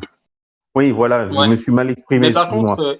je te demanderais, par Mais exemple, il change. je te donne un exemple. D'accord? Imaginons que moi, j'écris quelque chose sur une feuille de moi-même, où je demande à quelqu'un qui est juste en face de moi, écris ce que je te dis. Parce que les lois que Moïse a écrites, ça vient pas de son intelligence. C'est Dieu qui va lui dire, Ouais. dis au peuple ce que moi, l'Éternel, je Ouais. t'ordonne. Donc, et tu m'as dit tout à l'heure dans un psaume, tu as cité un passage qui disait que les paroles qui sortent de la bouche de l'Éternel sont éternelles, donc ne peuvent pas être changées, et que dedans Dieu, il n'y a pas de variation. Mais Ouais. pourtant, on a quand même des lois cérémoniales, des lois rituelles, qui aujourd'hui ne sont plus Oui, d'application, et pourtant ces justement. lois sont sorties de la bouche de Oui, l'Éternel. mais justement, je vais y venir. C'est pour ça qu'un jour, il faudra qu'on fasse une étude sur la loi. Il y a deux styles de loi, une loi morale qui ne change pas et la loi cérémonielle qui préfigurait la mort et la résurrection de Jésus. Donc forcément, ce qui préfigurait la mort et la résurrection de Jésus n'a plus lieu d'être vu que ça préfigurait. C'était une préquelle à ce qui allait venir. Mais par contre, le reste, tu ne tueras point, machin. Les 10 commandements qui ont été écrits en plus par le doigt de notre Dieu lui-même, gravés sur la pierre, donc même pas écrits sur une feuille ou un papyrus, mais sur la pierre que ça reste, à part si tu la brises. Mais alors qu'une feuille, tu peux la brûler, tu peux la déchirer. Mais je veux dire, ça, c'est immuable. En tout cas, D'ailleurs, excuse-nous pour les interférences, parce que c'est vrai que ça se fait pas trop de. À la base, c'est pas ça oui, le thème, mais oui, c'est vrai, excuse-nous mais en c'est tout pas cas. grave. Non, non, mais t'as pas à t'excuser, c'est toujours enrichissant. C'est juste que le frère qui met sur YouTube, parce que moi je suis une vraie quiche en technologie, souvent je lui envoie Ouais, il doit comment on tout s'appelle. revoir, il doit couper des passages et Non, tout, c'est c'est pas chiant. ça. Non, c'est pas ça. Il coupe pas les passages, il le met tel quel, mais il va me dire, purée, t'as encore parlé du sabbat. Oui, mais bon, Ah ouais, ouais. Ézéchiel 20, 12 et 20, c'est clair. Bon, si vous voulez le lire chez vous, peut-être pas là, parce qu'on a déjà pas mal. Mais en Ézéchiel 20, 12 et 20, il dit bien que le sabbat, c'est le signe entre Dieu et son peuple. Et dans Marc 2, versets 27, 28, il dit le sabbat a été fait pour l'homme et non l'inverse. Et Jésus est le maître même du sabbat, mais il dit le sabbat a été fait pour l'homme, il dit pas le sabbat a été fait pour le juif. Les juifs l'ont pris pour eux, mais oui, si tu veux aussi, 1 Jean 2, Jean 15, verset Attends, j'ai un trou pour une fois. Jean 15, verset 14. Non. Si, c'est ça. Où il est dit, si vous m'aimez, gardez mes commandements. Jean 14, verset Ouais. 15, pardon. Si vous Mais m'aimez, gardez mes commandements. Jésus, il dit, et d'ailleurs, dans 1 Jean 2, verset 3 à 6, il dit que celui qui dit qu'il connaît Dieu doit garder ses commandements, doit suivre. Si tu lis Luc 4, verset 16, où il dit bien que Jésus étant rentré dans la synagogue, selon sa coutume, un jour de sabbat, il écrit la lecture. Donc, si Jésus avait la coutume d'aller à la synagogue le jour de chaque Shabbat, sabbat, même Paul, eh hein. ben, nous, chrétiens, ouais, même Paul, nous, chrétiens signifie disciple du Christ, et un disciple est censé suivre, imiter et refléter son maître. Donc, si Jésus Ouais. allait au sabbat à la synagogue, on devrait aller le sabbat dans nos églises. Mais bon, bref, c'est une parenthèse. Il faudrait les écouter aussi. Dans Acte 15, lorsqu'ils ils écrivent leurs lettres et qu'ils mandatent des gens bien précis pour les envoyer aux autres lettres, enfin, aux autres églises, qui étaient des églises pagano-chrétiennes, si on peut appeler ça comme ça, il dit quoi au verset 25 verset 24. Ayant appris que quelques hommes partis de chez nous, et auxquels nous n'avions donné aucun ordre, vous ont troublés par leur discours et ont ébranlé vos âmes. Pourquoi il dit ça? Parce que certaines personnes venaient Parler enseigner de circoncision et tout ça. voilà, venaient et enseignaient des choses qui étaient contraires au credo au concile qu'ils venaient de mettre en place. C'est-à-dire que là, la question qu'on te pose, c'est pourquoi, dans Acte 15, ils ne citent pas le Shabbat? Ils sont en train de parler à des païens. C'est-à-dire que le Shabbat est Il fait, ne l'acte cite pas 15, tu ne tueras point. Oui, mais regarde, dans Acte 15, il ne cite pas tu ne tueras point, et quand même, c'est un truc important. parce que, Il ne dit pas tu ne porteras pas témoignage contre toi-même, il ne dit pas honore tes parents, il ne dit pas tu ne prendras pas le nom de l'Éternel en vain, il ne dit pas, tu vois, il ne dit En pas fait, les c'est 8 vrai, autres, et pourtant, ils sont toujours valables. c'est vrai tout ça. Ils disent pas ça. Mais par exemple, tu vois, par exemple, le Acte des Apôtres, on va te décrire tout le passage de Paul. On va te dire quand il est parti à telle province, telle ville, telle ville. Et après tout ça, tu as les lettres, en fait, qui viennent appuyer les actes. Parce que les lettres sont en lien avec les actes des apôtres. Et quand tu vas lire les lettres, eh ben, tous les autres commandements, ils sont cités. Paul va te dire, ne commets pas d'adultère, ne commets pas de meurtre, etc. Mais Ouais. jamais, et au grand jamais, on va te citer une fois un truc sur le Shabbat. On te cite tout ce qui est imaginable, mais pas le Shabbat. Et ce qui est Ouais. encore plus Oui, si tu veux, mais si tu veux, je peux. Oui, vas-y. je dis juste un dernier truc. Souviens-toi du passage avec Moïse, quand il y en a un qui va couper du bois. On va lui apporter ça et on va lui dire, écoute, il y en a un qui a offert un Shabbat, il a coupé du bois, qu'est-ce qu'on doit lui faire? Moïse va chez l'Éternel, il dit, comment je dois juger cet homme? Et l'Éternel dit, tu vas le lapider, tu vas le tuer cet homme. Ok? Et puis quand maintenant les disciples sont avec Jésus, ils font le même délit que cet homme qui a coupé du bois. Ils arrachent des épis dans un champ, qui à cette époque-là, ils auraient été tués, les apôtres. Et ben là, Jésus va leur faire dire, donc Jésus va leur dire, ne savez-vous pas que moi je suis le maître du Shabbat? Donc en fait, il y a une interprétation à avoir là-dessus. Parce que en vrai, si tu es vraiment catégorique dans la loi, les disciples avaient tort. Ils ne pouvaient pas arracher les épis. C'était interdit. Ils auraient dû être lapidés par les pharisiens. Pourtant, Jésus les reprend en disant le Shabbat n'a pas été fait pour l'homme, mais l'homme pour le Shabbat, et ainsi de suite. Mais pourtant, c'est bien l'Éternel qui a dit qu'il fallait tuer quelqu'un qui outrepassait le Shabbat. Oui, je suis Donc tu vois que le Shabbat sauf que en là, lui-même, oui. il peut être réinterprété. Il peut être même, il peut changer de style et de figure. Oui, sauf que la loi ne change pas, c'est juste que, comment dire, ouais, ça serait compliqué à voir, mais il faudrait faire une autre étude là-dessus. Mais oui, souvent on prend ce texte-là comme prétexte pour dire, bah tu vois, d'après les pharisiens, regarde là, Jésus dans ce texte, il n'est pas dit qu'il prenait les grains de blé lui aussi pour les manger, mais il défend ses disciples en disant, regardez, quand David avec ses compagnons, je paraphrase, quand avec ses compagnons ils eurent faim, ils revenaient de la guerre, ils sont allés voir le sacrificateur et les pains qui étaient les pains de préposition que normalement c'est juste pour l'autel, Ouais. pour le souverain sacrificateur, sinon on est puni de mort. Et là, ils en ont mangé parce que tu vois, Dieu, c'est l'humain avant tout. Par exemple, le commandement, tu ne diras pas de faux témoignages contre toi, contre ton prochain. Donc, tu ne mentiras pas contre ton prochain. Rahab, la courtisane, la prostituée, quand elle cache les Mm. deux espions hébreux chez elle, et que un de la ville va la voir et lui dit, est-ce que tu as eu des espions qui sont venus chez toi? Il dit, oui, ils sont chez moi, mais ils sont partis par là. Allez vite les rejoindre, vous pourrez peut-être les rattraper, je paraphrase. Alors qu'elle est cachée sur son toit, parce qu'elle avait été divinement inspirée, elle dit, je sais que l'Éternel D'accord. a donné ma ville entre vous. Mais là, il y en a, ils vont dire, ah ben, elle a transgressé, elle a menti. Sauf que tu ne mentiras pas contre ton prochain. Elle a menti pour son prochain. Elle a menti pour sauver. Donc en Exactement. fait, tu vois, en fait, elle n'a pas transgressé la loi, parce que quand Dieu il dit, tu ne mentiras pas contre ton prochain, mais pour sauver la vie de ton prochain, pour Dieu, une vie humaine a de l'importance. C'est pour ça qu'il guérissait le sabbat. C'était Mais pour toi, l'homme avant le sabbat. c'est quoi la Mais différence entre couper du bois et arracher des épis, par exemple? ben, couper du bois,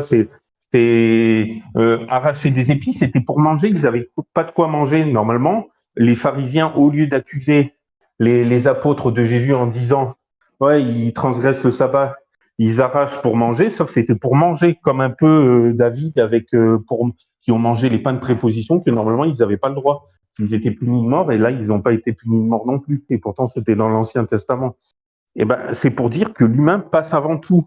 Il dit, une brebis qui tomberait dans une fosse le sabbat, tu irais la chercher. Combien un être humain n'a pas plus de valeur qu'une brebis? Il est donc permis de faire du bien un jour de sabbat.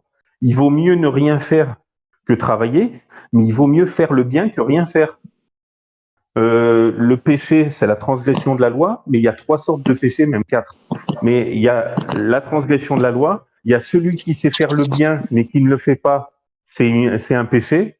Donc, par exemple, tu vois quelqu'un qui a besoin de soins sur la route, tu vas pas dire ah ben c'est le sabbat, je le soigne pas, parce que tu auras péché pour Dieu. Par contre, si tu le soignes, et ben là c'est bon, tu n'auras pas transgressé parce que c'est l'humain avant tout, comme Rahab qui a protégé les espions en mentant, mais elle a menti pour leur sauver la vie. Enfin, je sais pas si tu vois. Bon, désolé, Ouais, on non, a je un petit comprends. peu Là, dévié. moi, je suis d'accord avec toi, hein, ce que tu dis par rapport à Rahab, etc. Ça, je suis tout à fait d'accord. Mais moi, ce que je veux juste dire, en fait, c'est que c'est vrai que le Shabbat, il ne change pas. Par exemple, moi, par exemple, je me revendique ni protestant, ni adventiste, ni quoi que ce soit. Mais par exemple, je n'observe pas forcément le Shabbat, parce que j'ai une autre conception. Mais je n'annule pas le Shabbat. Je dis juste que le Shabbat a changé de style de figure. Que maintenant, le Shabbat, ce n'est plus un jour déterminé, mais que c'est un jour perpétuel à travers toujours. Pourtant, bon, pour te dire, bon, faudrait que tu écoutes si tu veux bien. J'ai fait plusieurs études sur le sabbat, mais Ouais, quand je tu les ai prends, regardés, en fait. Ouais. mais quand tu prends Genèse 2, versets 1 à 4, quand il dit que Dieu se reposa le 7e jour et il le bénit et le sanctifia, donc c'est bien avant les 10 commandements. Quand tu prends Exode 16, versets 4 et 5 et 20 à 30, où il dit bien, il rappelle le sabbat, et à Exode 20, il est parmi les 10 commandements. Donc, mais les 9 autres commandements, ils ont été promulgués à Exode 20, mais tandis que le sabbat, il existe depuis la création. Il est rappelé dans Exode 16, il dit souviens-toi dans Exode 20, En parmi fait, les 9 autres. dans Genèse Les autres, il 2, dit pas souviens-toi. Hein. Oui, dans en Genèse. Genèse 2, ce n'est pas une ordonnance, ce Shabbat. On te dit juste que l'Éternel s'est reposé, mais on ne voit pas Adam se reposer le 7e jour, ni Noé, etc. Et après, tu vois, Adam, c'était son Il y premier a... jour entier avec Dieu. Si Dieu se reposait, on suppose qu'il se reposait aussi et qu'ils Ah, ont voilà, dû c'est une passer une journée supposition. ensemble. En fait, c'est ça, Oui, c'est une mais ça coule de supposition. source. Regarde, Dieu, il s'est Pas reposé. vraiment. Il est omnipotent. Il sait tout faire. Il n'avait pas besoin de se reposer. Il s'est reposé pourquoi? Pour être C'est une avec sa contemplation créature, pour plutôt. montrer l'exemple. Oui, et pour contempler. Et il nous demande de faire la même chose dans Exode 20. Et Oui, si tu voilà, ça regardes bien, partait de là, en fait. et Exode 20, des 10 commandements, c'est le seul commandement où il rappelle comme quoi Dieu est notre créateur. Tu peux vérifier de partout. C'est le seul des 10 où il est dit, et pourtant c'est celui le plus remis en question. C'est un jour que Dieu a choisi. Et en plus, il se repose à la rédemption. Jésus, il ressuscite le matin d'un premier jour de la semaine, un dimanche matin, Marc 16,9, version littérale et version dynamique. Donc ça veut dire que Jésus s'est reposé aussi pour sa rédemption. Donc non seulement Dieu s'est reposé à la création, il s'est reposé aussi pour sa rédemption, comme Alors, quoi il ne change pas. sur cette Bah doctrine, oui, il a ressuscité. je la suis pas vraiment parce que si tu me dis par exemple que Jésus s'est reposé le samedi, mais il s'est reposé aussi le vendredi et le jeudi. Et donc, ça n'aurait pas de valeur de dire que, ah, du coup, c'est tombé à samedi, du coup, il a fait Shabbat dans le tombeau. Et surtout que c'est le dimanche que Jésus va gagner de la mort en ressuscitant. Donc, si vraiment on veut parler de repos appliqué, c'est par sa résurrection qu'on peut dire que le repos a été donné à l'humanité. Donc, si vraiment on veut parler de repos en Jésus-Christ, c'est plutôt le dimanche qui serait désigné parce que c'est là où il a vaincu la mort, en ressuscitant de la mort. Et non le samedi quand il était captif de la mort. Ouais, mais captif, en fait, Je veux il a dire, il a transgressé été les quand même prélevé dans Écritures. le tombeau. Ouais, je veux dire, la mort n'a pas pu le retenir. Il a été prêché en prison pour ceux qui étaient avant Noé, etc. Mais ça ne change pas qu'il n'avait pas été encore ressuscité. Et pourtant, la victoire que nous avons aujourd'hui, c'est par sa résurrection. C'est pas par les 3 jours qu'il a passé dans le tombeau. Donc le vrai salut, le vrai repos en Jésus-Christ, c'est grâce à sa résurrection. Paul le dit lui-même dans Romains. Il dit par sa résurrection, il a été établi par puissance Fils de Dieu. Mais est-ce que quelque part dans les Écritures, c'est changé que, comme quoi, le sabbat du 7e jour, il est mis à la place, enfin non, le dimanche, le premier jour, le jour de la résurrection, il est mis à la place du sabbat du Non, en 7e fait, jour. ouais, ça, c'est une fausse théologie. Ça, je suis d'accord avec toi. C'est ce que les catholiques font. Ils remplacent le samedi par le dimanche et ils disent que dimanche est Shabbat. Et ça, pour moi, c'est pas vrai. C'est pas ça. Il y avait, à l'époque, dans le chrétien primitif, toi-même tu l'as dit, il y avait 2 jours qui étaient célébrés. Il y en a qui pratiquaient le samedi, Shabbat, et il y en a qui pratiquaient le dimanche, résurrection du Seigneur. Certains Ouais. trouvaient le Shabbat dans la résurrection du Seigneur, et d'autres fêtaient le Shabbat sans fêter la résurrection du Seigneur. Donc en fait, il y a toujours eu des querelles entre Église et Église. Les judaïsants gardaient le Shabbat samedi, tandis que ceux qui se revendiquaient ne pas être judaïsants, eux observaient le dimanche résurrection. Et aujourd'hui, c'est ce qu'on voit Je encore, par suis exemple. chrétien et j'observe le sabbat. Parce que Ouais, regarde, Ouais, excusez-moi, si quand tu, vous avez dit, toi tu l'as même toi dit, Eric, tu l'as dit, oui, mais du coup, dans la Bible, c'est écrit tout Shabbat est accepté par Dieu. Donc au final, c'est pourquoi discuter de tel jour ou tel jour? C'est un peu comme ceux qui mangent de la viande et ceux qui n'en mangent pas. Vous voyez, les croyants ont chacun son chemin. écoutiez, oui, tu as raison. Pour ça, faudrait que vous écoutiez les autres sur le sabbat, où on a bien parlé dessus. C'est vrai qu'on a dévié, on devait parler des apocryphes et on a dévié sur le sabbat. Mais le comme quoi, pauvre. regardez, les 10 commandements, c'est bon, ça serait discutable si c'était en dehors. Mais il fait partie des 10 commandements et les 10 commandements, c'est la seule chose que Dieu a écrit lui-même avec son doigt. Donc c'est Mais immuable. Donc on ne c'est devrait ça que même moi pas discuter je, là-dessus. c'est ça que moi je comprends pas cette logique, Eric, hein, sans vouloir t'offenser. Pour moi, quelque chose qui est dit par la bouche de Dieu et quelque chose qui est écrit par la main de Dieu n'a pas de supériorité l'un entre l'autre. Parce qu'il y a des versets que je pourrais te donner où Dieu dit que tout ce qui sort de sa bouche ne peut être changé. Donc pourquoi Ouais. vous mettez quelque chose qui est écrit par sa main plus grand que quelque chose qui a été cité par sa bouche? Ben, on n'est pas plus grand, mais ça veut dire que ça change pas. Regarde, on remet pas en question. Des fois, des frères et des sœurs, ils disent ben, le sabbat est aboli. Puis je dis ben, pourquoi? Il dit ben, parce qu'il fait partie des lois cérémonielles. Puis je dis ben, pourtant, il fait partie des 10 commandements. Et c'est pas une loi cérémonielle. Puis s'il était aboli, ben, je m'excuse, les 9 autres sont abolis aussi. Je peux tuer, je peux voler, je peux convoiter, je peux faire adultère. Puis Je on va me comprends en dire non, fait. non. Puis on va me dire non, non. Puis je dis ben, regarde, imagine, tu es en train de conduire, tu dépasses pas la limitation de vitesse, tu débordes pas tu t'arrêtes au stop, mais tu grilles un feu rouge. Les flics, s'ils t'arrêtent, ils vont pas te dire ah parce que vous avez observé les autres commandements du code de la route, je vous laisse passer. Mais ils vont te dire vous payez une amende parce que vous avez grillé un commandement du code de la route. Ben tu as violé le code de la route. Et ben c'est pareil pour le décalogue. Tu violes un des D'accord. 10, t'es violeur des 10. Tu as D'accord. violé la loi. En fait, ouais, je comprends maintenant. En fait, vous avez du mal avec le mot aboli. Malheureusement, il est vrai, il y a des chrétiens qui disent que le Shabbat a été aboli. Et là, je suis d'accord, le Shabbat n'a jamais été aboli. Il a été plutôt, selon moi, il a été réadapté. Et, et d'ailleurs, je pourrais juste donner un dernier truc, et puis je t'assure, je t'ennuie plus du tout avec ça. Je suis vraiment désolé. Et tu Déjà, t'ennuies pas. On a Oui, non, mais saccagé c'est pas grave. ton étude. Non, mais c'est pas Je suis grave. vraiment désolé.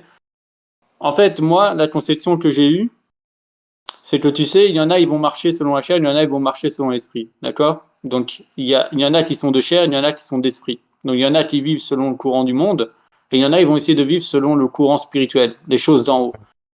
Le Shabbat, si tu l'observes bien, le Shabbat que Dieu va donner à l'homme, c'est un Shabbat terrestre. Ça veut dire que tu te reposeras de tes œuvres terrestres. Tu ne feras rien de terrestre. Donc, tout ça, c'est lié à un Shabbat charnel. C'est-à-dire que tu dois te reposer parce que Dieu lui-même se reposait de tes œuvres. Donc, toi, tu ne travailleras pas. Même à faire à manger, tu ne pouvais pas, tu devais préparer à la veille, etc. D'accord? Mais en Christ, on dit maintenant que nous sommes dans un Shabbat spirituel. Donc, on ne parle pas de repos d'œuvre en action, mais on te parle de repos en tant que spirituellement. C'est-à-dire que ton âme est en repos en Christ. Donc, c'est ça la différence qu'il faut faire. C'est la différence entre ce Shabbat terrestre qui a été donné par l'Éternel du temps des Juifs, du temps de Moïse, parce que les Juifs étaient dans la chair, et puis ce Shabbat qui a été donné maintenant par Jésus, donc le repos, parce qu'il est lui-même le maître du Shabbat, ce Shabbat plutôt qui est spirituel, dans lequel nous nous reposons maintenant des œuvres du péché. Parce que quiconque est en Christ, normalement, ne pêche pas et ne pratique pas le péché. Et donc, du fait que tu ne pêches pas et que tu ne pratiques pas le péché, tu es en repos, tu es en Shabbat du péché. Parce que tu as vaincu la mort par Jésus. Tu vois, donc il y a une nouvelle manière de réinterpréter le Shabbat. C'est un Shabbat spirituel. Et ce Shabbat spirituel n'a pas de jour défini. Pourquoi? Parce qu'il n'est pas terrestre, il est céleste. Et donc c'est tous les jours en fait que tu es en repos au niveau du péché avec Jésus. Parce qu'il n'y a plus de condamnation pour celui qui croit en Jésus et qui applique ses commandements. Et donc ça veut dire quoi? S'il n'y a plus de condamnation, Applique ces ça veut dire qu'il n'y a commandements. plus de mort. Bah, ces Oui, commandements, mais, c'est les deux qu'il a donnés, aime ton prochain, etc., qui retracent oui, tout. mais aime Dieu de tout ton cœur, de tout ton être. Ça résume les 4 premiers commandements. C'est un résumé des 4 premiers commandements. Et aime ton prochain comme toi-même, c'est un résumé des 7 derniers. Oui, le 4e, il est inclus dans les deux. Parce que tu feras reposer ton bétail, ni ton fils, ni ta fille. Ça veut dire que tu les aimes en leur permettant et que tu aimes Dieu et que tu aimes aussi, Bah, et que tu les aimes. c'est là où moi je te rattraperai encore une fois. Si vraiment euh, le commandement par rapport à Dieu, c'était le Shabbat dans ce commandement-là, Jésus n'aurait jamais permis que ses apôtres arrachent de l'épi. Parce que les pharisiens qui étaient dans la chair, on le dit souvent, les pharisiens étaient dans la chair, ils interprétaient le Shabbat de manière charnelle, et quand ils ont vu arracher les épis, ils savaient que charnellement, tu n'avais pas le droit de faire le travail, que ce soit pour te nourrir ou pas, Non, que ce soit pour mais non, guérir parce que quelqu'un, tu n'avais pas le droit. oui, mais regarde David. David, avec ses compagnons, ils avaient faim, ils revenaient de guerre. Normalement, c'est interdit de manger les pains de préposition, Ouais, mais on mais te dit pas que Dieu c'est a un fait une Shabbat, là. exception. Oui, mais Dieu a fait une exception. Normalement, ils étaient punis de mort, ils n'avaient pas droit à y toucher. C'est juste souverain sacrificateur, mais ils y ont touché parce qu'ils avaient faim. Et Oui, Dieu, bien il a sûr. permis parce qu'il place l'humain avant tout. L'homme a Mais bien faim. sûr. Normalement, tu vois, les pharisiens, au lieu d'accuser les apôtres en disant ils mangent de l'épi, eh ben, pour être sûr de ne pas les accuser, ils auraient dû les inviter à manger après la synagogue, et là, ils n'auraient pas arraché de l'épi pour manger. Parce que si Je suis quelqu'un les d'accord, avait invités, eh ben, ils n'auraient pas péché. Et tu je vois, suis Dieu, d'accord, il mais les défend parce que, tu vois bien que ce que Jésus utilise, Jésus n'utilise pas un commandement de l'Éternel pour citer la citation de David. Parce que le fait que David ne pouvait pas manger les pains qui étaient normalement attribués aux prêtres, c'est pas un commandement, ça, c'est une loi. ouais, Tandis que là, on parle d'un commandement. Les pharisiens reprochent aux disciples de Jésus d'enfreindre un commandement. Comme vous dites que c'est quelque chose écrit par la main de Dieu. Tandis que Jésus, pour donner une réponse à cela, il va pas dire oh David, vous n'avez pas vu ce qu'il a fait un jour de Shabbat quand il a arraché lui-même des épis ou un truc comme ça. Non, il va pas dire ça. Il va dire David lui-même, il a enfreint une loi, pas un commandement. Et en plus, rien à voir avec le Shabbat. Donc, tu vois bien que dans cette rhétorique de Jésus, il ne répond pas un cas par un cas. Il n'est pas en train de répondre à une infraction d'un Shabbat avec un exemple d'une infraction d'un Shabbat. Il parle d'une infraction d'un Shabbat avec une infraction de la loi qui était normalement destinée pour les prêtres. Donc, tu vois, c'est pas encore la même équivalence. et regarde, oui, Pourtant, oui, pourtant, ils ont bien enfreint le Shabbat. Ils ont arraché les épis. Et l'Éternel, je me souviens dans Lévitique, il dit le jour du Shabbat, le 7e jour, tu n'iras pas dans ton champ moissonner, etc. Donc normalement, tu peux pas moissonner. Et tirer des épis, ça revient à moissonner. Donc, oui. donc c'est ça, je te disais, même le passage que je t'ai donné avec Josué, quand ils font 6 jours le tour et le 7e, ils assaillent la ville. normalement, le peuple aurait dû être décimé. Ils ont tous enfreint le Shabbat. Mais pourtant, l'Éternel, là, ce type de figure, il ne les décime pas, il permet. Donc tu vois que l'Éternel, selon son bon vouloir, il peut lui pas abolir le Shabbat, mais il peut le rendre plus concevable, il peut lui donner une portée nouvelle. C'est ça que nous on veut dire en fait. On parle pas d'abolition, on parle de nouvelle portée dans le Shabbat.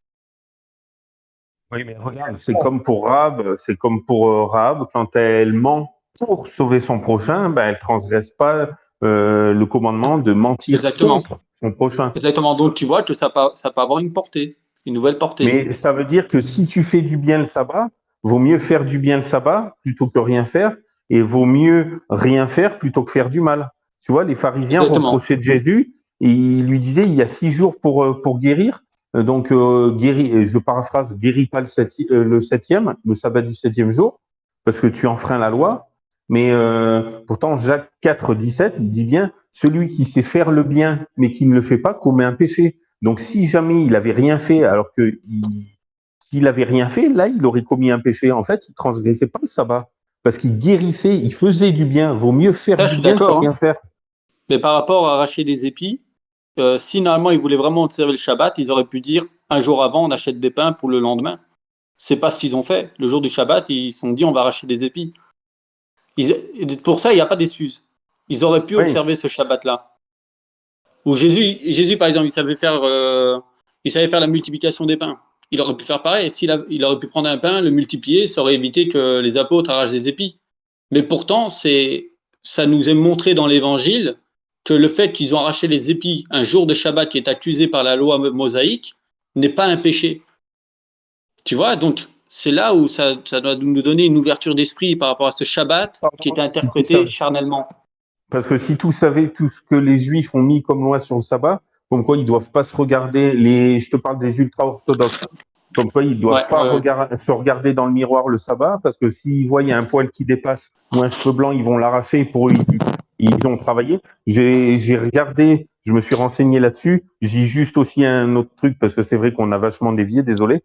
Mais ils doivent pas cracher par terre, parce que si c'est sur du ciment, ça va. Mais si c'est sur de la terre, que ça fasse mortier avec la terre, ils ont travaillé. Vous imaginez à tel point, ils ont des poules, une poule qui va pondre, qui va pondre le sabbat. Et ben, il y en a, ils vont dire je vais pas la manger. Il y en a, ils vont lui tordre le cou parce qu'elle a travaillé le sabbat. Tu vois, il y en a, ils sont les ultra orthodoxes, mais c'est la loi à tout prix, mais ils oublient l'humain. Ils sont trop dans la chair, c'est ça que je dis justement. Oui, et ben en fait, c'est parce que Jésus leur reproche, ils sont trop fermés. Voilà. Le sabbat, justement, ils ont mis trop de fardeau dessus. En fait, Exactement. on doit observer le sabbat comme les chrétiens, ils observent le dimanche. C'est-à-dire, normalement, le vrai sabbat, on devrait aller à l'église le sabbat matin et l'après-midi se promener ou être en famille, visiter des amis, mais faire le bien et voilà. Mais pas faire toutes ces lois où il faut pas que je me rase le sabbat, il faut pas que je me lave le sabbat, il faut pas que je fasse chauffer le sabbat. Ça peut être interprété parce que regarde, si pour toi on peut faire le bien, si par exemple un jour de Shabbat je fais le bien pour mon prochain ou pour moi-même, c'est pas une infraction du Shabbat. Imaginons, je suis dans un cas de figure où voilà, j'ai pas le choix de travailler à tel endroit, mais cet endroit me demande de travailler un samedi. Et donc, je suis obligé de travailler le samedi. Pourtant, je peux pas, mais je suis obligé parce que sinon, je peux pas nourrir ma famille, je peux pas me nourrir moi-même. Dans ce cas-là, il n'y a pas d'infraction. C'est pour ça que dans les écoles, c'est autorisé qu'on fait du bien, on soigne. Et quand dans les autres boulots, tu es dans mon église, justement, et où ils ne travaillent pas ceux qui font autre chose que être soignant, infirmier, docteur, etc. Ou ils font un autre boulot et ils ne travaillent pas le samedi, ou sinon ils font ce boulot-là et ils travaillent le samedi. Ah, d'accord. Donc, pour toi, c'est uniquement, par exemple, quand tu es dans la médecine, quand tu apportes quelque chose de sanitaire à la personne, au prochain. Faire du bien aux autres, oui. Quand ton travail, c'est faire du bien aux autres, les soigner, oui, enfin, nous, c'est comme ça. Bon, c'est vrai que, désolé, on a dévié. Si vous voulez, un jour, on reparlera dessus. Mais ceux qui vont écouter pour les apogryphes, mais ils ont un petit enseignement shabbatique. Oui, c'est clair. Novice, il va halluciner, il va dire purée, tu peux pas t'empêcher, tu as encore parlé du sabbat. La prochaine fois, ce qui serait mieux, c'est que Tu bloques le micro de tout le monde. C'est mieux. Non, mais c'est intéressant, c'est super intéressant. Donc, attendez, donc là, je vais juste prendre quelques versets bibliques.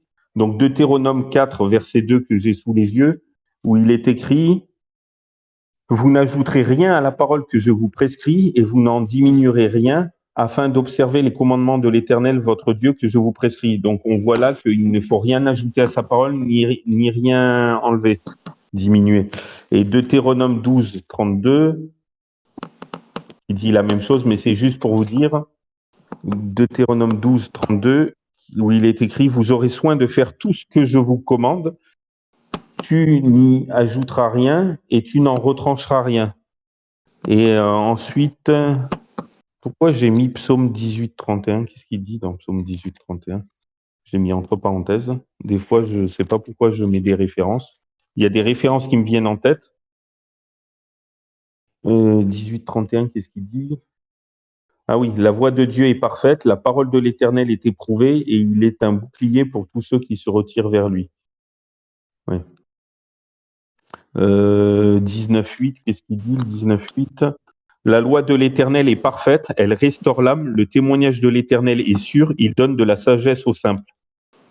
Et sinon, le psaume 89, versets 34 à 35 qu'on a vu au début, psaume 89, versets 34 à 35, où il est écrit « Mais je ne lui retirerai pas ma bonté et ne lui fausserai point ma foi, je ne violerai point mon alliance et ne changerai pas ce qui est sorti de mes lèvres. » Amen. Et le Proverbe 30, verset 6, et après j'ai plus que trois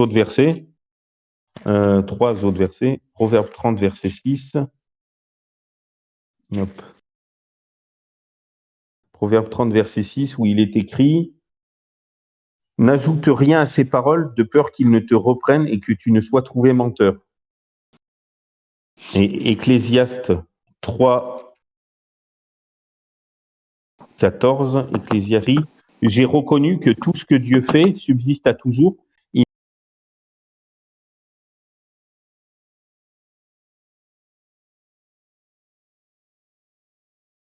n'y a rien. Et le dernier verset, c'est dans Apocalypse 29. Il y a même dans 2 Pierre 3,16. Je vais m'arrêter en 2 Pierre 3,16. Vous m'entendez toujours, hein? Vous êtes toujours là? Ouais.